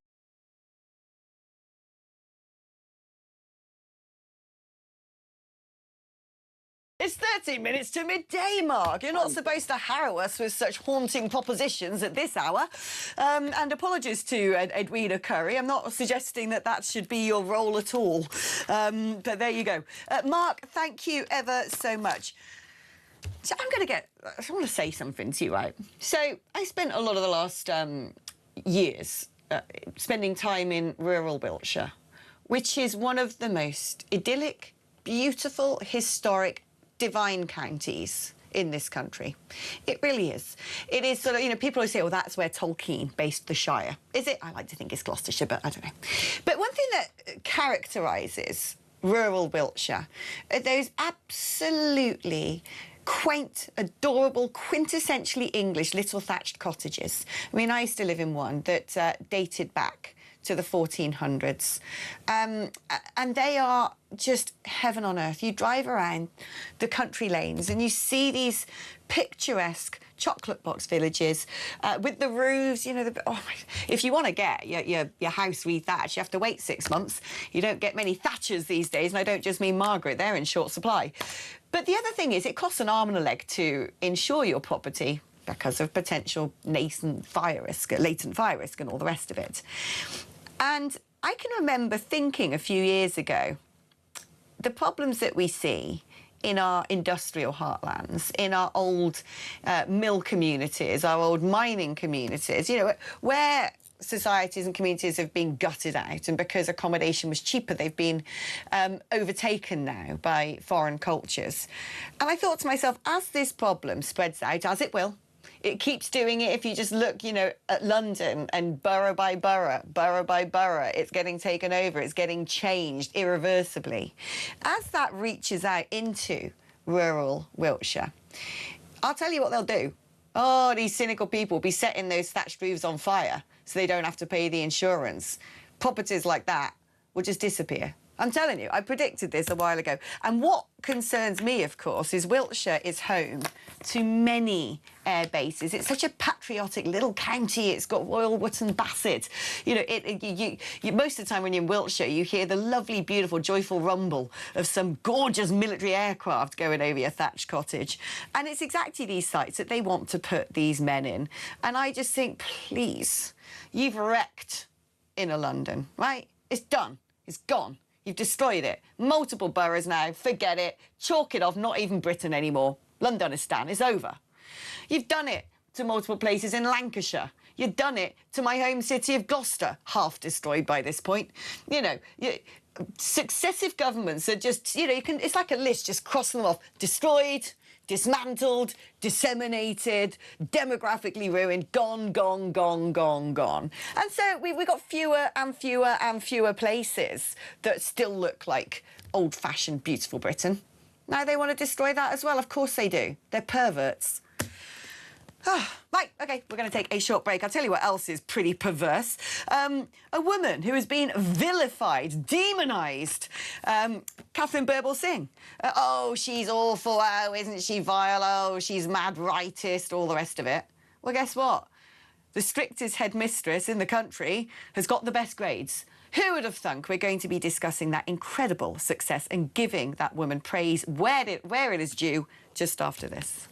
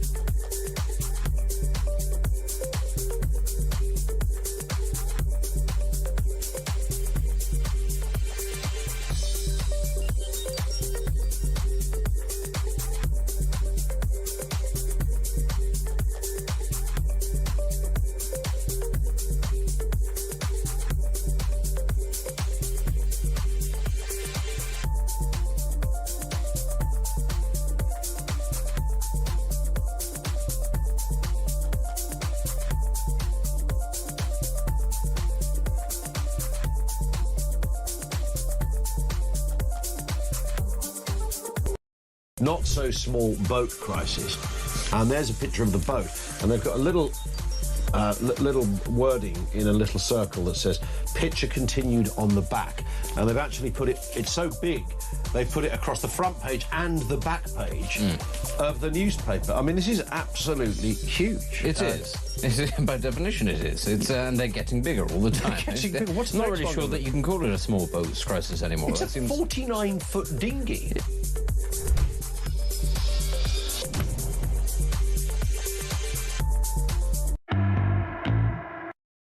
Across the UK, on DAB+, on YouTube, on your mobile, and on your side. This is Talk. Oh, hello, welcome back. And you know what often happens in psychotic Britain? If anyone does well, if there's something that we should be proud of, that perhaps we should emulate, don't you worry, we're going to try and break it apart, demonise it and shoot it down instead. Well, that seems to me to have been the approach towards the brilliant Catherine Birbalsingh, who established and runs Michaela Community School in Brent, one of the most challenged parts of our country, which is in north-west London. She's been called the strictest headmistress, and for reasons that I can't actually understand, a load of leftists seem to think that she's the devil incarnate. Well, it's just been A-levels and GCSEs, and guess what? Her school has done triumphantly. In fact, her pupils achieved almost 70% A and A-star grades. Do you know what that is?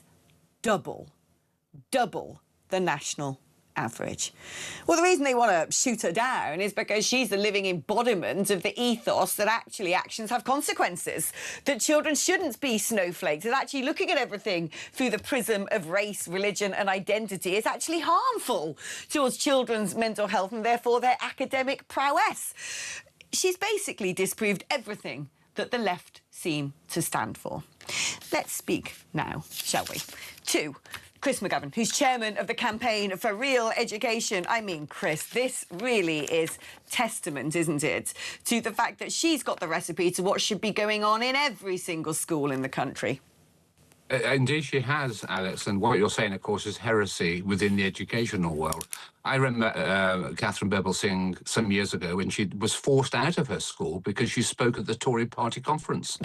And the reason why she set up the Michaela School, the school she's currently head of, as a free school, was because she was forced out of her school. We supported her at the Campaign for Real Education at the time. So she was really on the back foot then. She's a brilliant head teacher. And the results she's achieving with children from very deprived backgrounds are as good as the very top private independent schools in London. Therefore she should be lauded and seen as an example. She's dealing with kids from difficult backgrounds. She's achieving massive success. So rather than demonising her, she should be applauded. But look, we're talking about education here.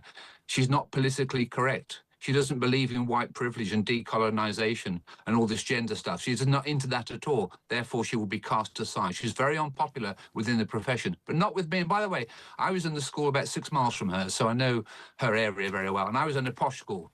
It's where all the BBC people send their kids to. And we weren't very strict in the way she was. But look, I admire her massively. She was incredibly successful. She's incredibly successful. Without a doubt. I mean, we can see this. I mean, the results, like you said, the results at her school, very similar to the results at Blimmin' Eton, for crying out loud. So what is the recipe here? What are the key things, do you think, that she's got so right to be able to harvest returns like that? Yeah, let me just add, by the way, if you compare her results to the school that the education secretary went to, she does far better. And her school has more deprived children, so a big success. What is the story for this? Well, the story is you teach children well, and if children need discipline, you give them discipline. I mean, look, when you're dealing with kids from deprived backgrounds, and I've worked in large comprehensive schools of 2,000, you have to be pretty strict. I recall when I started my career in Yorkshire, teaching a very large school, being very strict with some of the children. Some people say too strict. And I remember years later, one of those lads coming up to me in a pub. I thought he was going to hit me. He bought me a pint and said thank you, because he knew that the value of a good education depends on discipline. For some kids, look, when I was a head teacher at the end of my career, it was different because I didn't have to be quite so strict, but, you know, I still was graded as outstanding in terms of discipline. So what Catherine understands, it depends on the school. It's horses for courses. And in her background, she's doing a brilliant job, achieving fantastic results, much to the annoyance and outrage of the education establishment. So that's what it is. But you would think, wouldn't you, that when it comes to the education establishment, particularly this government, they would look at the fact that this is an inner-city London school, that it is an extremely multi-ethnic, multi-religious, multicultural, multilingual school, and yet has done so well that actually this totally rips up the idea that actually you've got to be white to be successful academically, and proves that actually you can have schools where their sort of, you know, ideal rainbow society they want to build can actually thrive. Yeah, and let me just throw a spanner in the works, because I agree with your narrative entirely, but there's a bit more to the story than that. If you listen to the government, and particularly the last government, the Conservative, we've had rising educational standards. Well, let me just tell you, according to the International Number Crunchers, what's called the OECD, the street cleaners in Shanghai are outperforming the best of our best schools. By the way, what you didn't hear yesterday was that the A-levels, which were sat all across our country, are the B division or the second division. If you go to Singapore, which is top of the educational pile internationally, they also do A-level, set by the Cambridge Board. And it's a lot harder. Don't take my word for that. Check it out anywhere you like. There's an A course. There's a top league for A-level from Singapore, and then there's the one the Brits do. So we've got to get a sense of perspective. It's the PISA rankings, isn't it? Basically, I remember reporting on the PISA rankings many times before when it comes to literacy and arithmetic literacy and so on and so forth. There we go. The age-old debate is going to have to be resurrected on a different show when it comes to potentially dumbing down of education. Perhaps all these brilliant schools are because, well, you don't have to be as brilliant to get a brilliant mark anymore. Don't know. That's going to have to be a conversation for another day, though, Chris, because I've run out of time. So let's reunite and have that little chit-chat at a future date. OK, that's Chris McGovern, chairman of the Campaign for Real Education. I'm going to be taking a short break now, but you'll be pleased to know the crosstalk duo are going to be reunited after, because Kevin O'Sullivan is up just after this.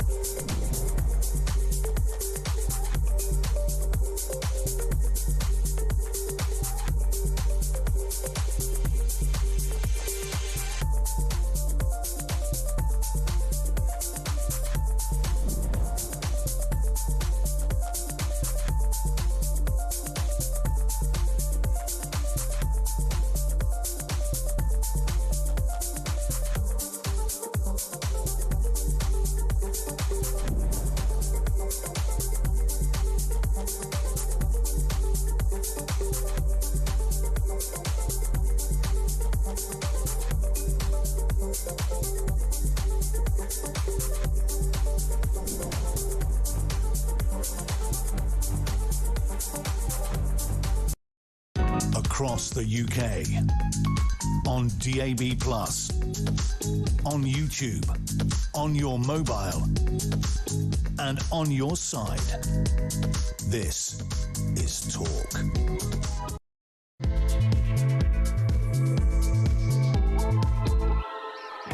Hello, welcome back. Do you know what? I don't know what you did for Solar Wednesday, as I liked to call it. I had a jolly old time. That's right, because I live in the countryside. Me and half the village all went into the fields opposite our village, and it was perfect, wasn't it? It was the most beautiful sunset, and we just had it plopping down like that over the sort of scorched fields. It looked like a Van Gogh painting. And when the moon rolled in front of the sun and it went a little bit dark, oh, we were being well hippie. We had like a speaker playing all sorts of like hippie music. I even had outdoor incense sticks. I know, I'm a little bit like that. Shh, don't tell anyone, you'll start thinking of a lefty. Anyway, look, I thought to myself that this is a real beautiful moment for renewal. As someone who loves reading the Bible, there's a verse in Mark, actually. I mean, it's sort of more eschatological and talks about the ends of the world. But there is this sense of sort of, you know, a moment like that being a sort of restart, a refresh, a sort of cosmic interlude, if you will. And I think it's happened because Kevin O'Sullivan was logged in to his computer actually on time today. What is going on? A spiritual experience for you, Alex. The planets apparently aligned on Wednesday, and here we go. We can see the new dawn. How are you doing? Ready and willing. And also, I mean, look, the new dawn as well, potentially, for Nigel Farage, because he has woken up today, reaffirmed that he is very much loved, wanted and needed in Clacton, that his decision to hold that by-election, while a lot of people scoffed at it, while the legacy parties tried to tell him it was, you know, farcical and try and create the optics of him going up against a dustbin, the people of Clacton have said, we support him. And not just we support him, we actually support him even more than we did in the last election. Yeah, I mean, I'm full of conflicted emotions about this. I think it's a great moment for Nigel Farage, a very good moment for reform. He's definitely proved the point. And he's basically said to the establishment, if you want to stick it to me, I'll stick it back to you. And in that respect, he's won.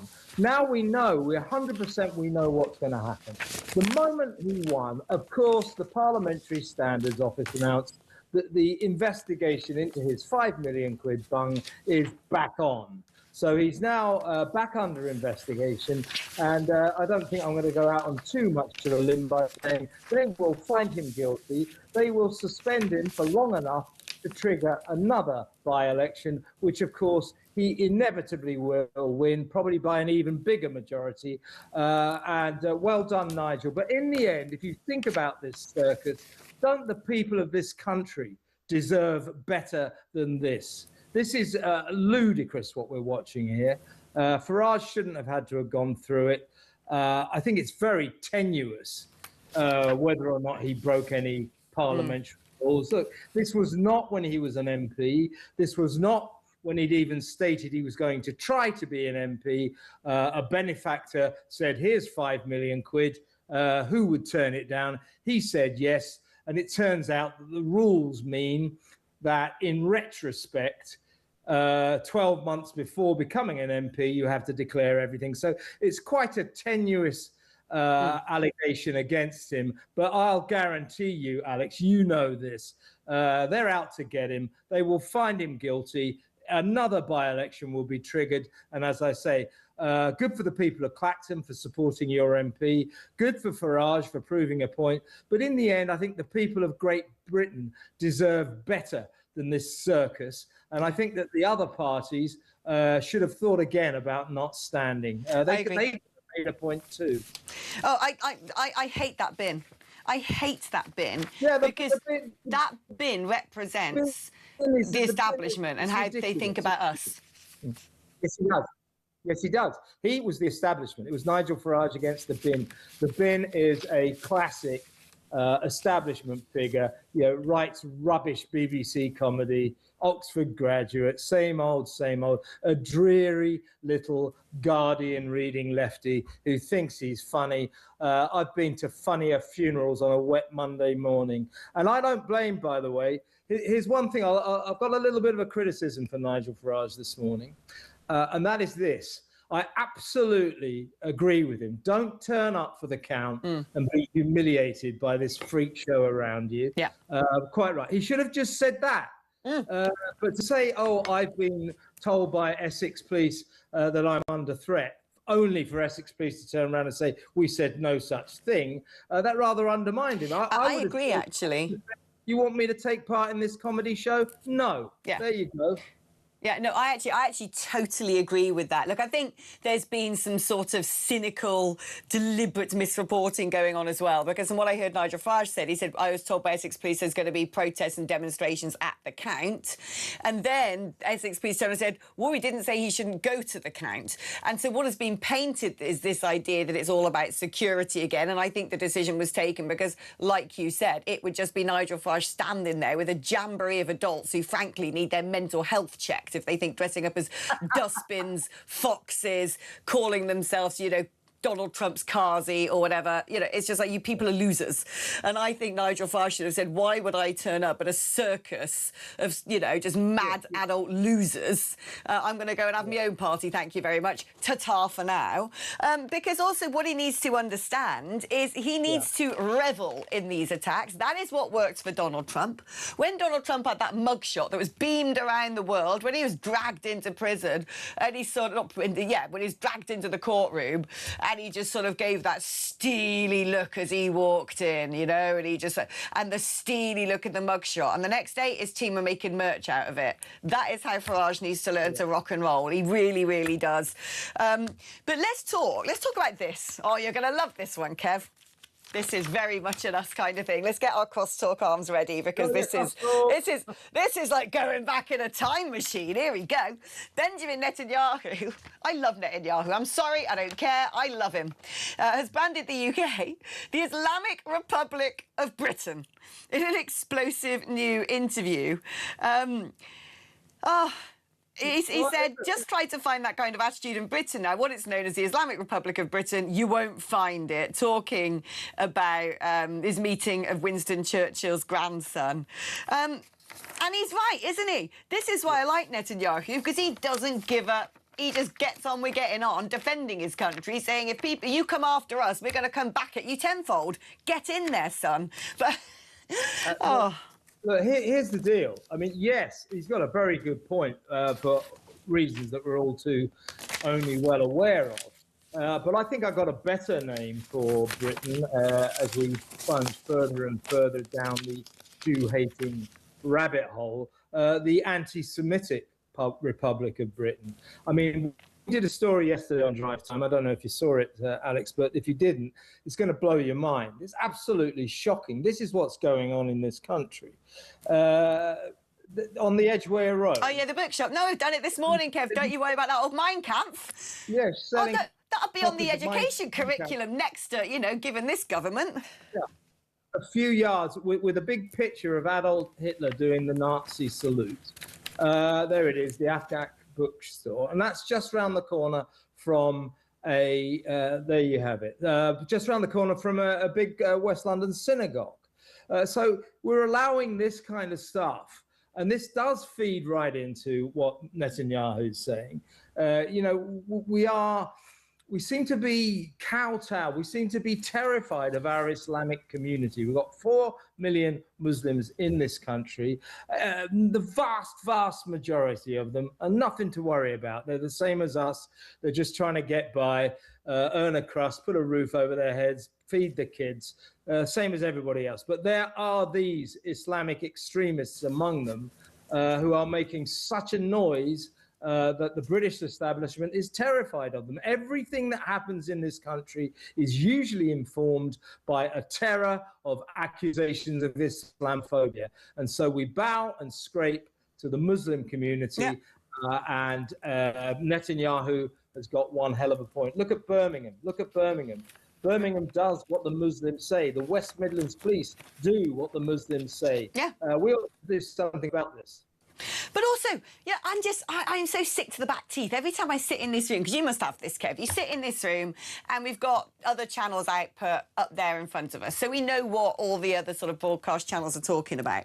And with everything going on in the world, they're loving this whole occupation of the West Bank, Israeli settlers. And I'm sitting here thinking thousands of Christians are being massacred in their villages across Africa. There's about to be one of the deadliest famines Africa's ever seen due to lack of fertiliser because of Russia, Ukraine and the Strait of Hormuz. And what do these people care about? Where people are building blooming houses in Israel. They're obsessed.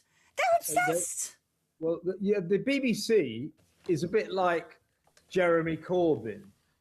Its entire foreign policy is Gaza, Palestine, Israel, the Middle East. Apart from that, they're not really interested in anything.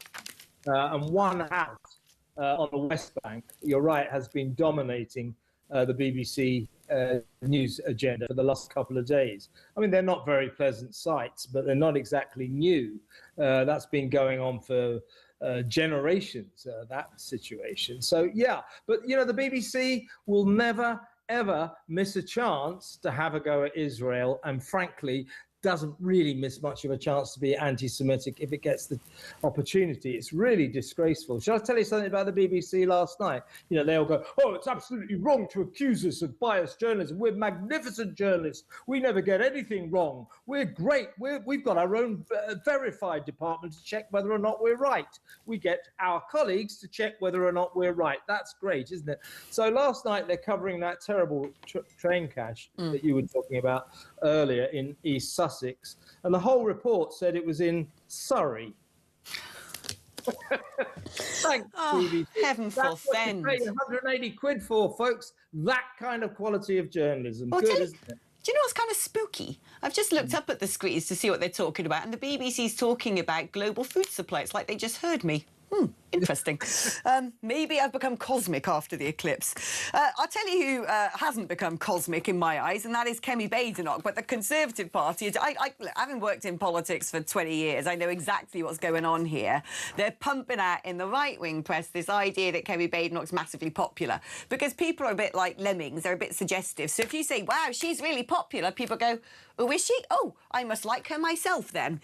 When you look at the results in Gorton and Denton, the Manchester mayoral by-elections, where they didn't even get their deposits back. And it's funny that all I keep hearing is Kemi, Kemi, Kemi. You don't get any other Conservatives speaking. You don't get anything coming from Brand Conservative because there aren't any other Conservatives and nobody likes them.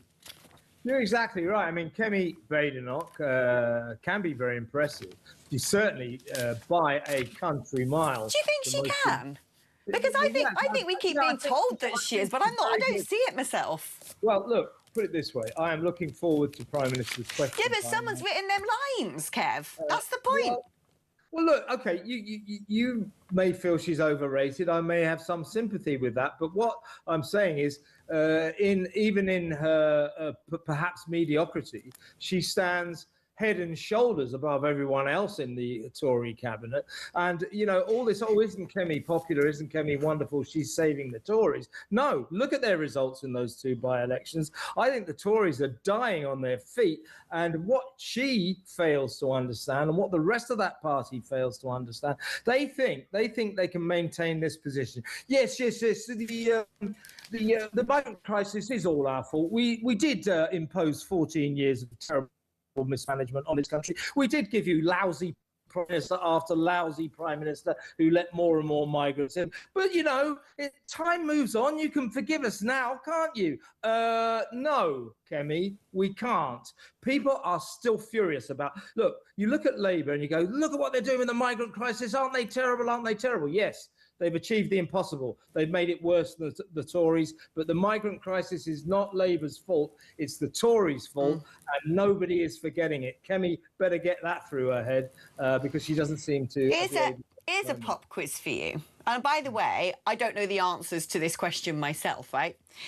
So, you know, I'm not going to... You're not being shamed if you don't know, because I will join you in the not knowing. You said Kemi is head and shoulders above anyone else in the shadow cabinet. How many people can you even name in the shadow cabinet? Yeah, should we try it? Chris Phillips, Priti Patel. Claire Coutinho. I'm running out. I'm running out, mate. That's what I'm saying. There is only Kemi. It's like they've turned it into Brazilian football with just the name Kemi. It's like, well, there is nothing underneath it. You've just illustrated the point we're making. They are a party of nobodies. As soon as they are tested electorally, they perform absolutely abysmally. They can go around going, oh, well, you wouldn't expect us to do very well in Gorton and Denton or in Makerfield, would you? No, we wouldn't, but we'd expect you to do a lot better than you actually did. They're in deep trouble, and they're in denial. Also, look, Kev, we're in the same media ecosystem. So whenever it's YouGov polling shows that the Tories are really loved. It's like Tory polling given to a right-wing paper says, please love us by us telling you that we're really lovable. That's what that is. I hate polls. Not news. Polls are so ridiculous. So the big poll going around right now that Labour are using is the vast majority of people want us to stick to the net zero project. No, they don't, because the polls this would have been the question. In order to save the planet from destruction, and in order for your children to be able to grow up in a nice, safe environment ecologically, do you support more measures to support the planet? That kind of thing. So people go, oh, yes, I do. And then they turn around and say, you see, everybody supports net zero. No, they don't. Nobody supports this net zero nonsense apart from our Labour lunatic government. Nobody wants this because it's costing us a fortune. Andy Burnham going around the country, there's a cost of living tour, asking questions. Want to hear? Look, I can solve the cost of living crisis right now, Andy. Stop the net zero claptrap, start drilling in the North Sea and start fracking. That'll bring everybody's energy prices down to virtually nothing. Cost of living crisis solved. And then you can make bus fares even lower, can't you? Problem done. Do you feel like Andy Burt? I mean,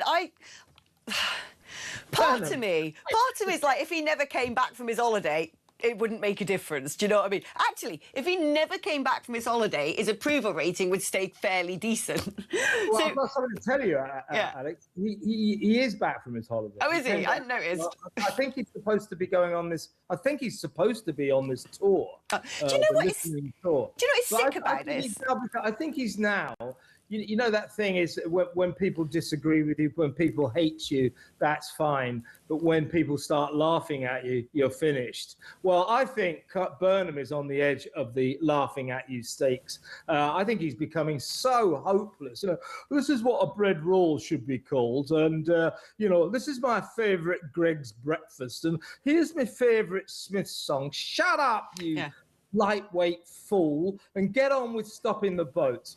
People are starting to laugh at this guy, so I think he might be finished a lot earlier than he thinks he will. Oh, I agree, mate. I agree. The man is just an unedifying prat, isn't he? Let's be fair. It's just an absolute vacuous nothing. I keep saying the man's an emoji. He's an emoji. Yeah, he's an empty vessel. He really, really is. And I think people will cotton on quicker than he knows. Oh, do you know what? I take such delight every time we have a little reunion like this, Kev. And for my own mental health, can we do this more often? Because I miss you. I miss the bones of you, my man. Yeah, you too, Alex. It was great. Oh, I love you, Kev. We'll write again one day. We'll do it one more time for history. Crosstalk! Oh, there he is, Mr. Kevin O'Sullivan. I miss that crosstalk. No, I miss Kevin Alex. That was the greatest show that had ever been made. I don't know if any of you lived through the talkTV days, but Kevin and I used to have this half-hour slot between 9:30 and 10 in the morning. It was actually the best-rated show on the channel. But it was just him and I sitting there just letting it all out. And it was, honestly, there was nothing like it. I've got to get that back. Life's become a lot worse since the end of Kevin Alex. I'm going to appeal to the bosses, I think. Anyway, right, talking about other people I love working with, because I really do have some spectacular colleagues.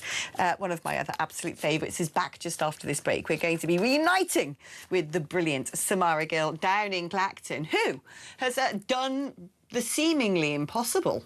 She's been around that constituency and she's actually found people who don't like Nigel Farage. So let's wait and see what they have to say just after this.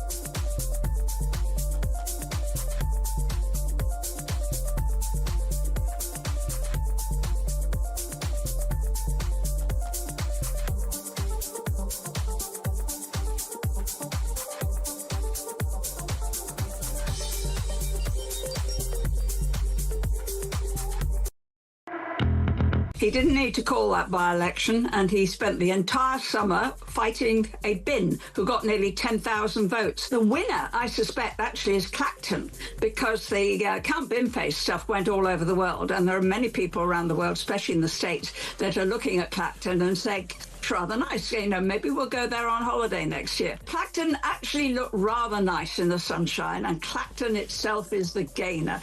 Farage made a complete fool of himself. He treated his constituents with total contempt. He didn't even bother to turn up to the count. Across the UK, on DAB+, on YouTube, on your mobile, and on your side. This is Talk.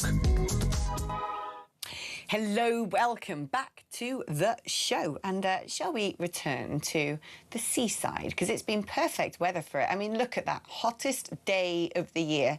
And probably the hotspot of all politics was Clacton. There was something weirdly poetic about the sort of unity of there being the sort of Clacton vote on the hottest day following a solar eclipse. I don't know. I'm a bit sort of cosmic myself sometimes, and I kind of like looking for witchery and sorcery and Christianity and just beauty and romance and narratives in all the things that the world throws at us. Talking about beauty and wonder, signs and wonders, we have our very own Samara Gill, who is indeed heaven sent. Samara, how are you doing? Have you had your ice cream yet? I haven't had my ice cream, and I realise that Choc Top is a very foreign thing for the UK audience, so I do apologise in my Australian twang. But I'm also thanking the £20 that I slipped you, Alex, very earlier, so that you'd say all these very, very ridiculously nice things about little old me, because honestly, there's a lot of haters out there. I know it. Oh, I know. Look, it's wonderful out here. The day is really kicking off. I think, tell you what, I've had a long chat to a couple of people who are not on Team Farage. They are not happy. One of them was going to come on earlier, but had to scoot off to theatre practice. Wait, hold on. No, wait, Samara, pause there. That is so perfect. And when you say theatre practice, I assume this isn't a trainee surgeon, but some leftist Amdram enthusiast with pink hair. One can only assume, yes, and that was kind of the aesthetic appeal of that person. And, yeah, I mean, they were not happy. They were not happy, first of all, about the fact that security was used as, in their view, an excuse for why Farage didn't show up to the count. They were not happy about that, and they were absolutely livid about the taxpayer money, the £250,000 that has gone into this by-election, and they were fuming about the fact that Farage may be found guilty and may trigger another by-election. Now, there are a couple of these people. They are few and far between, but I don't think all is sort of calm in paradise at the moment. There are some people that are waking up very upset with what has happened. I wonder if they'll just rezone themselves, you know, as they live in, you know, Farageville, that they'll just skip over to the next constituency along. I don't know. But, I mean, we were talking earlier, weren't we, about whether reformers managed the optics around all of this correctly, whether they should have called this by-election, whether it has sort of been a bit of a get-out-of-jail-free card, whether or not the sort of, you know, saying about security to not turn up to the counts was the right messaging. I mean, I look at the by-election and kind of think, we as a station we found it very difficult sometimes if Nigel Farage was doing a press conference during that period of time to cover it or speak more in depth about it, because then you have to read out every blimmin', you know, character on the 30-strong list of other candidates in Clacton. It's like, oh, here we go, the C word. We've got to have Jeremy Kyle's pre-recorded, you know, litany put out on air, taking up 1.5 minutes of their time, because that's the problem. It did, in some respects, take him out of the game during a period where he could have been essentially getting balls in the back of the net since Burnham came into power. Yeah, I think the timing was really interesting. I would say, you know, if I was advising him, that the timing was probably not great, you know. Burnham has the bump at the moment. He's riding on the high that now he's on and he's sort of in. And unfortunately, we weren't able to broadcast Farage, and all the other outlets were not really able to broadcast him because of by-election purdah rules. And that is a problem, you know. He could have been coming up against the fact that Burnham hasn't mentioned illegal migration, or has mentioned it about once or twice in his prime ministership thus far. He could mention the fact that Burnham is deeply unserious and all these things. But yeah, it's unfortunate that Farage was kind of out of action while in Clacton fighting this by-election for his own reputation. And I think that has been, and we'll look back on it as a bit of an issue, a bit of a blip, because it's given Burnham a head start that he perhaps might not have had if Farage was there to counteract him. So you're totally right about that. And then, of course, yeah, also, he might have to go and do this all again. So there is that. And I think the people of Clacton are very sensible and reasonable, but will they be happy to be dragged out of their houses and homes again to vote a second/third time for Farage after all this drama is said and done? I'm not so sure. Of course, we got the news this morning that the Parliamentary Standards Committee is, of course, reigniting their investigation. And as they do, once, you know, he's been obviously voted back in. And so that's going to start this engine up again. And who knows? It is kind of a roller coaster at this point. Big ups, but very big downs. Did you go to Farage Fest last night, by the way?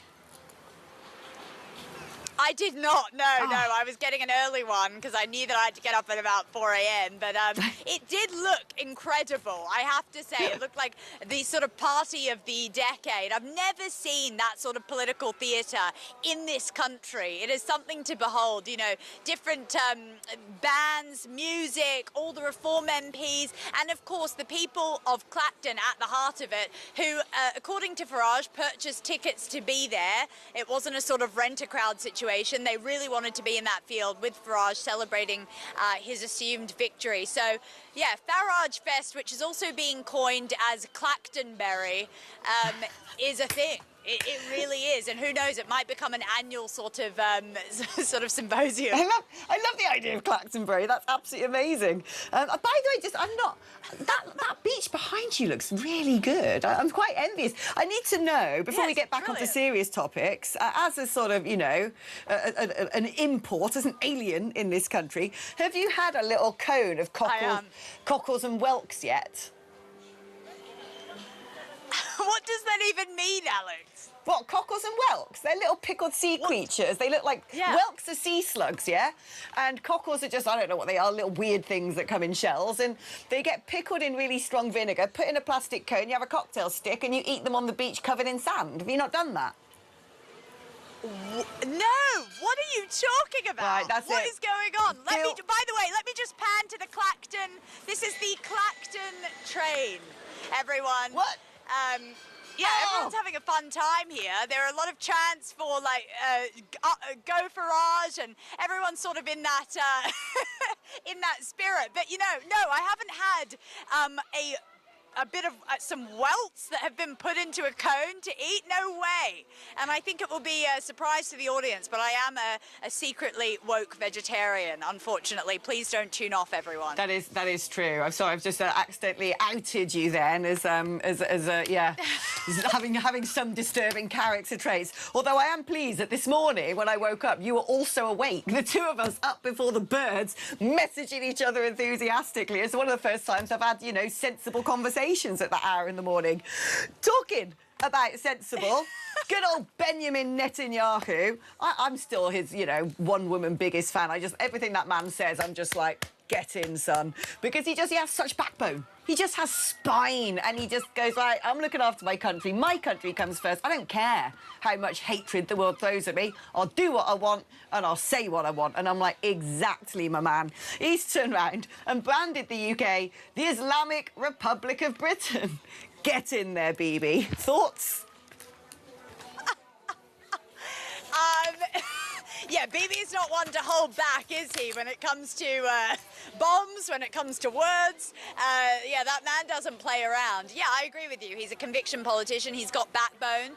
If he thinks that it is the Islamic Republic of Britain, then that's his opinion. I mean, I probably disagree with that slightly, but it is very interesting what Britain's perception is on the world stage. You know, we talk about me being a foreign alien, and that I am, but every time I go back to Australia, people are really worried about Britain. They're worried about the future of it, and they just want to see the British people feeling comfortable in their own country. And I think a lot of the time from what we see online, it's the very worst of Britain. It's all the rapes that are happening, it's all the violence, it's the terror attacks that have happened, a litany of them just this year, a lot of them primarily against the Jewish people, and that's where you can see Bibi coming in and saying what he's saying. I think Jewish people, pretty much everyone that I've spoken to, especially in areas like Golders Green, have said, I feel safer in Israel than Britain. And that's a very sorry state of affairs for a country that defended against the Nazis in World War II and was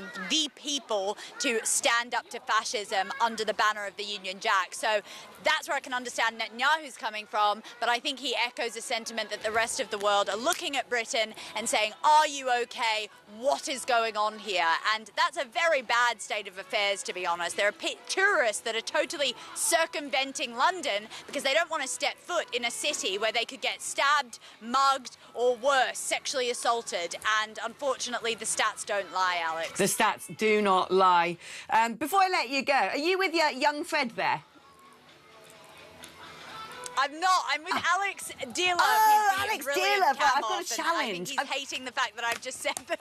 I've got a challenge. I've got a challenge for my fellow Alex, which is I'm loving the fact that the 2 times I've had you on today, you're like moving around locations. So I don't know how long your shift is, but young Alex, the cameraman's job is to stick you on I want you on the Ferris wheel. I want you on that train. I want you at the Cockle and Welk stand. A bit like Where's Wally, but you're not a Wally. I want to play Where's Samara today. Spot her around Clacton. This is fun.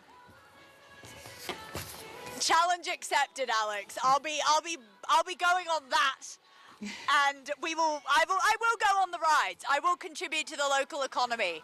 I'll go on that Ferris wheel. That's what I'm pointing to. If you're listening.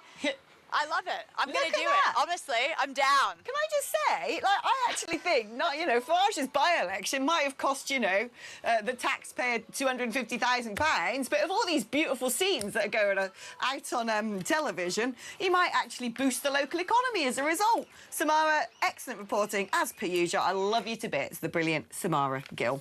So there you go. You've got to stay tuned for the rest of the day on Talk, because where's Samara going to go next? That's what I want to know. Right. We're going to take a short break and we're going to get back to the big stories of the day. And we're going to be focusing yet again on the migration crisis after Andy Burnham has said he's going to move migrants to leafy middle-class areas. Well, he could face a legal challenge in doing so. We're also going to be picking up on yet another brilliant exclusive by the Daily Mail's Sue Reid, who is one of the best journalists in the land, as she is detailing the trips that these massive migrant dinghies make from where they are constructed in China and the routes being used to get them all the way to the coast of Calais. And we're also going to be discussing the fact that Vodafone have been handing out free SIM cards to the illegal invaders. Well done. Well done. Aiding and abetting international crime. Right, we're going to take a short break, but after that we're joined by the Deputy Online Editor of The Critic, Tom Jones.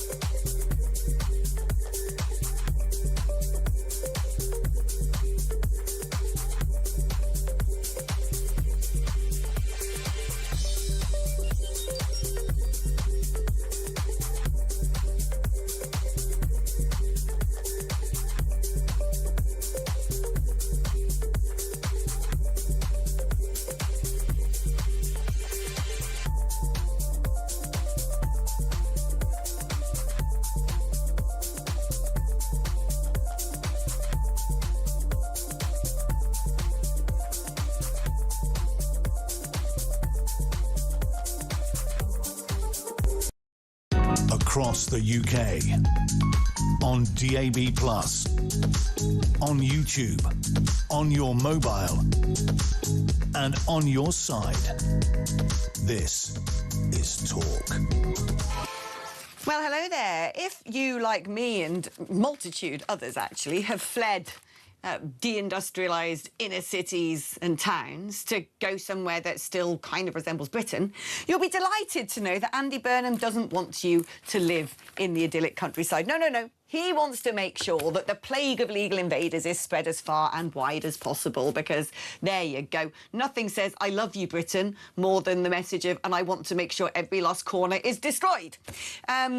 That's right. He's also bypassing villagers who are opposing new asylum sites. I think of Piddington here, who's actually trying to become its own independent enclave because their tiny little hamlet is about to be overwhelmed by thousands of, or over 1,000 undocumented men of fighting age who'll just be like to, I don't know, roam about and do what they like. That's going to work out well, isn't it? We now learn that Vodafone are handing out free 6-month fully data-loading SIM cards to channel migrants. If you think you're helping, you're not.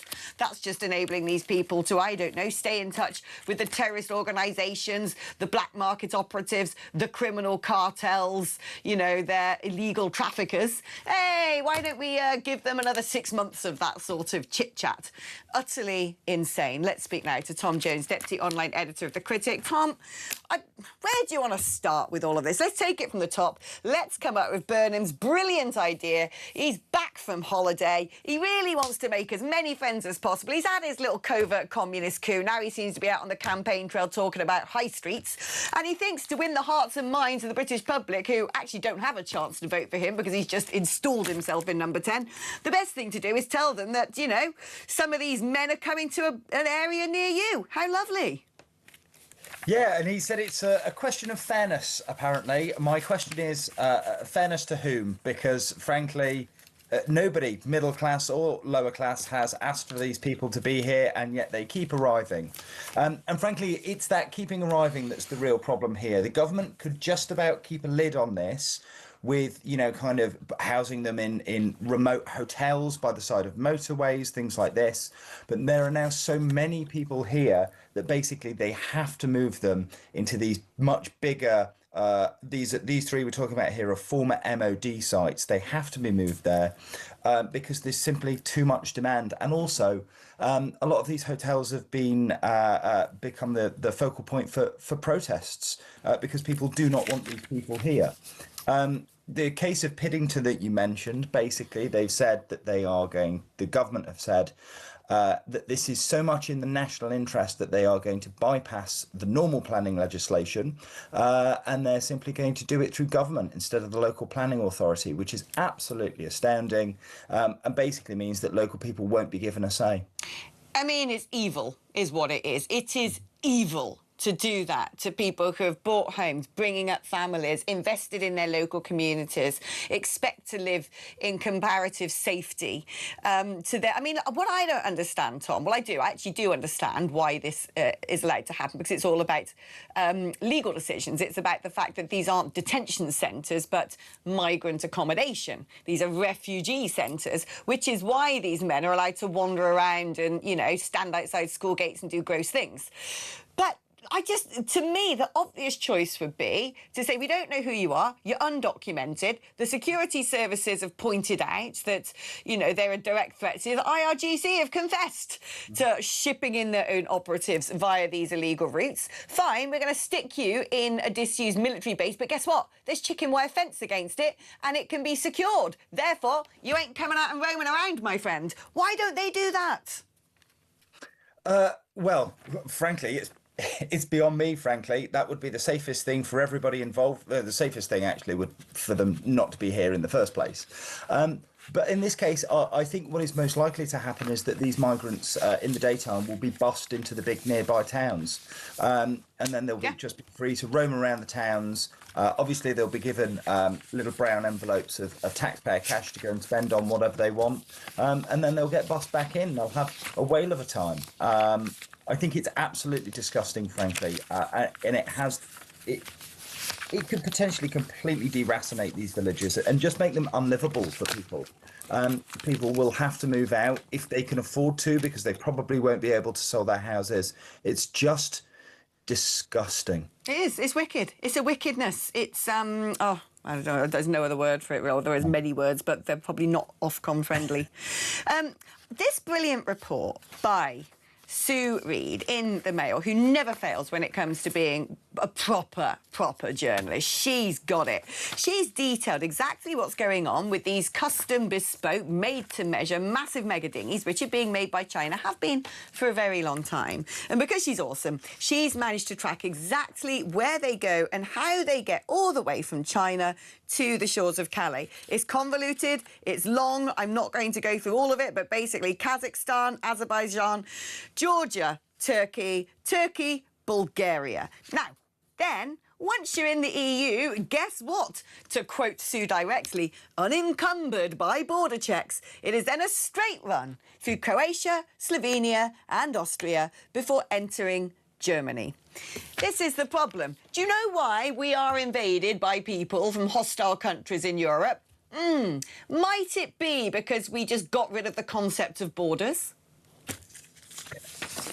I don't think that's an unreasonable comment. I mean, I think it shows how much money there still is in this business. For all this stuff about Labour trying to smash the gangs, right? The boats have got bigger and bigger and bigger and bigger, and now they're being made to order, and they are carrying as many people as the average EasyJet flight, which is absolutely unbelievable. And you can best believe if these are being made to order, you know, these are very well run businesses. You have to say it's Britain's one remaining growth industry is people smuggling, and you have to believe that this is not the only boat they have ordered. I think this will become the new norm, that we will see 250 people per boat every single time.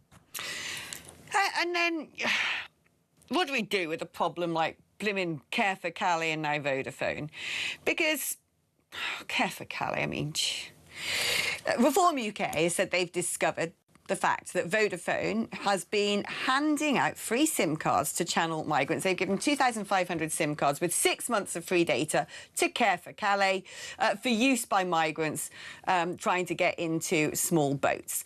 Now, the problem with this, right, I think this could be shut down very quickly because as far as I'm concerned, Tom, and let me know if any of this is wrong, if you are giving people SIM cards who are trying to break into a country illegally and in doing so are in hock with some of the most ghoulish international criminal cartels, in hock with terrorist organisations, in hock with hostile states, then as far as I'm concerned, you are colluding in criminal activity that includes terrorism, people trafficking, organs harvesting, drugs trafficking, weapons trafficking, the black market. I mean, you are basically giving people the ability to phone your Tesla mate or to phone the person who's responsible for getting hundreds of undocumented people across borders and into this country illegally to do Lord knows what. You are facilitating it. Frankly, I think that Vodafone should have a massive fine, be dragged in front of some sort of parliamentary committee. Care for Calais should be struck off as a charity because this is directly enabling criminal activity. The idea that these people are refugees was blown out the water, mind the pun, years ago. Yeah, absolutely. I think Care for Calais in particular, because they actually do help people off the beaches and on the beaches of France. You know, they're handing out leaflets, they're giving them aid. They are aiding and abetting a criminal enterprise. Yes. They are making the jobs of the people smugglers easy. Also, in the list of things illegal things, you also forgot modern slavery. Many of these people come over here and get put into modern slavery to pay the people smugglers back. So we have this now massive grey economy based entirely on illegal immigration that is aided and abetted by this charity that, frankly, Alex, I don't think being struck off is enough. I think they need to be hauled up on criminal charges. This is a criminal operation. I agree. And you know what? I wish more people spoke about the things that happen upstream before people arrive in Calais, including, like I said, when the migratory flows start, There are kids, there are teenagers in them, there are women in them. The women get plucked out to be sold into sex slavery and the kids are taken away to have their organs harvested. How delightful. I know. Let's provide SIM cards so the people further down the line can stay in touch with, I don't know, human beings who carry out those sorts of activities. Oh, I've got to do the various statements here. Vodafone said, Vodafone 3's programme provides mobile SIMs to registered UK charities against strict programme criteria. Oh, what's that? You try and control who people can then phone? Doubt it. For distribution to vulnerable people in the UK, participating charities regulated by the Charity Commission distribute the 6 months connectivity to those they identify as being in need. All costs, texts and data are for UK use only. And a Care for Calais spokesman said, Care for Calais does not hand out SIM cards in France. We access SIM cards through a charitable scheme and distribute them to people claiming asylum in the UK who need phones to keep in contact with family and friends and access support. Well, kumbaya, how very cute of them. Tom, thank you ever so much. It's been wonderful to have you on the programme. Let's do it again. Let's do a few messages to tickle your taste buds because the last bit of the programme is going to be all about you with calls and texts. I was brought up in Whitechapel and I know what it's like to see your place of birth change unrecognisably. I live in Clacton now and I hope Clacton doesn't go the way of Whitechapel, says Victor. Asylum seekers coming here are seen by the left as desperate refugees fleeing persecution. The people helping those desperate refugees to flee here from persecution are seen by the left as cruel, vile criminals. Duh. Well, exactly. There you go. Nigel made the right call, not giving the mainstream media their photo op. I predict once Burnham finally gets some scrutiny, reform will be up again in the polls this time next year. Pretty much agree with that as well. And people are saying that Catherine Birbalsingh should become Education Minister if reform gets into power. OK, if you want to join the conversation, well, you might be registering your interest for the show after me with the wonderful David Bull, because I've only got 10 minutes left. But after the break, I will be speaking to both Paul and Daniel, so don't go anywhere.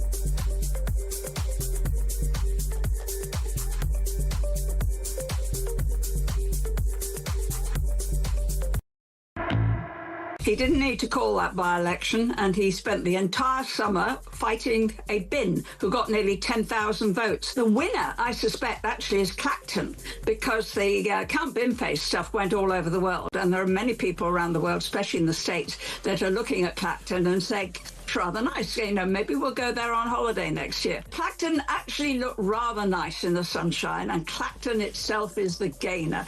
Farage made a complete fool of himself. He treated his constituents with total contempt. He didn't even bother to turn up to the count. Across the UK, on DAB+, on YouTube, on your mobile, and on your side. This is Talk. Hello, welcome back. Right, let's speak to some friends, shall we? And start off with Paul, who's in Bolton. Hello there, Paul. Hiya, Alex. Hiya. What do you actually? When Kemi Badenoch said that she thought the Reform Party was woke, Nigel Farage was woke, I was a bit, as someone who's on the left more, I was a bit bamboozled by it. But the fact that he didn't turn up to the count last night maybe proves Kemi Badenoch right, doesn't it? I don't know, what would you do if you were him? If you knew that there were going to be a load of protesters, that the 30 sort of randos, the ragtag group of rabble-rousers who'd also decided to stand, would have brought their mates along to jeer and heckle and try and make you look like an idiot, would you go? Well, you're calling them people, but they're 32 normal people. Do you know, they're just independent people. They're not part of... Well, no, but if you knew, because let's be fair, we all know that bin would have done something mad. The one dressed as a fox would have done something mad. I mean, look, if you were him and you were like, if I turn up, my victory speech is just going to be drowned out by a load of people, you know, who really want to try and humiliate me, would you go?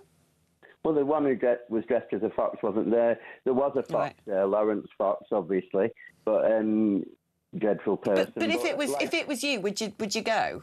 That's what I'm asking. Yeah, I think you should go because Margaret Thatcher would have gone. That if you want to look at it that way, Margaret Thatcher would have actually turned up. And like I said, he is woke. He's someone who gets easily offended. I'm no fan of Kemi Badenoch, but I wouldn't actually say she was woke. I think she's quite hard-faced. Oh, I tell you what. Look, I don't know Kemi Badenoch personally. I really don't. I think she can come across as semi-sassy, but my point of view is that she seems to do very well once a week at PMQs when someone's written lines for her to read out. I'm not really sure there's a huge amount more because she hasn't really shown me enough of that. I haven't seen her sit there and take a barrage of questions from the media, for example. She seems to be rather more timid and coy when it comes to those sorts of appearances. But I do know Nigel Farage, and I've known him for, I think we first met in 2006. 20 years. That's right. I've known him for 20 years. And so I can tell you, he's definitely not woke. And he's definitely not lily-livered either. Look, whether you love him or hate him, as someone who actually knows him, I'm afraid that description doesn't really fit. Paul, thank you ever so much. Let's speak to Daniel, who's in Epsom. Hello there, Daniel. Alex, how are you, my love? All right? Yeah, no, do you know what? Sometimes I have really horrible days, but the days like that are there to test me, and otherwise I'm always filled with the joy of God. So there you go. How are you doing? I'm great. So I just want to say that it's pretty obvious that they're going to throw everything at Nigel and reform. I mean, allegedly the National Crime Agency leaked the stories about the donations and other business affairs. I mean, does anyone out there think that they were working alone? No, they're working along with Whitehall. They're working along with the civil service to get any small advantage, any story in the press to knock them down in the polls. They'll stop at nothing. They'll stop at nothing to besmirch his character and to destroy reform's chances. But it's not going to work because I would say the British majority out there, like me, with a family, I can see us native British people in this country being systematically replaced before our eyes. I can see the decline and degradation every day getting worse and worse. We see it, okay? And we're not going to deny it anymore. We know that, you know, action is required. We know that fundamental change at Whitehall and in the civil service and the general way that we get things done in Britain has to change. We all know that.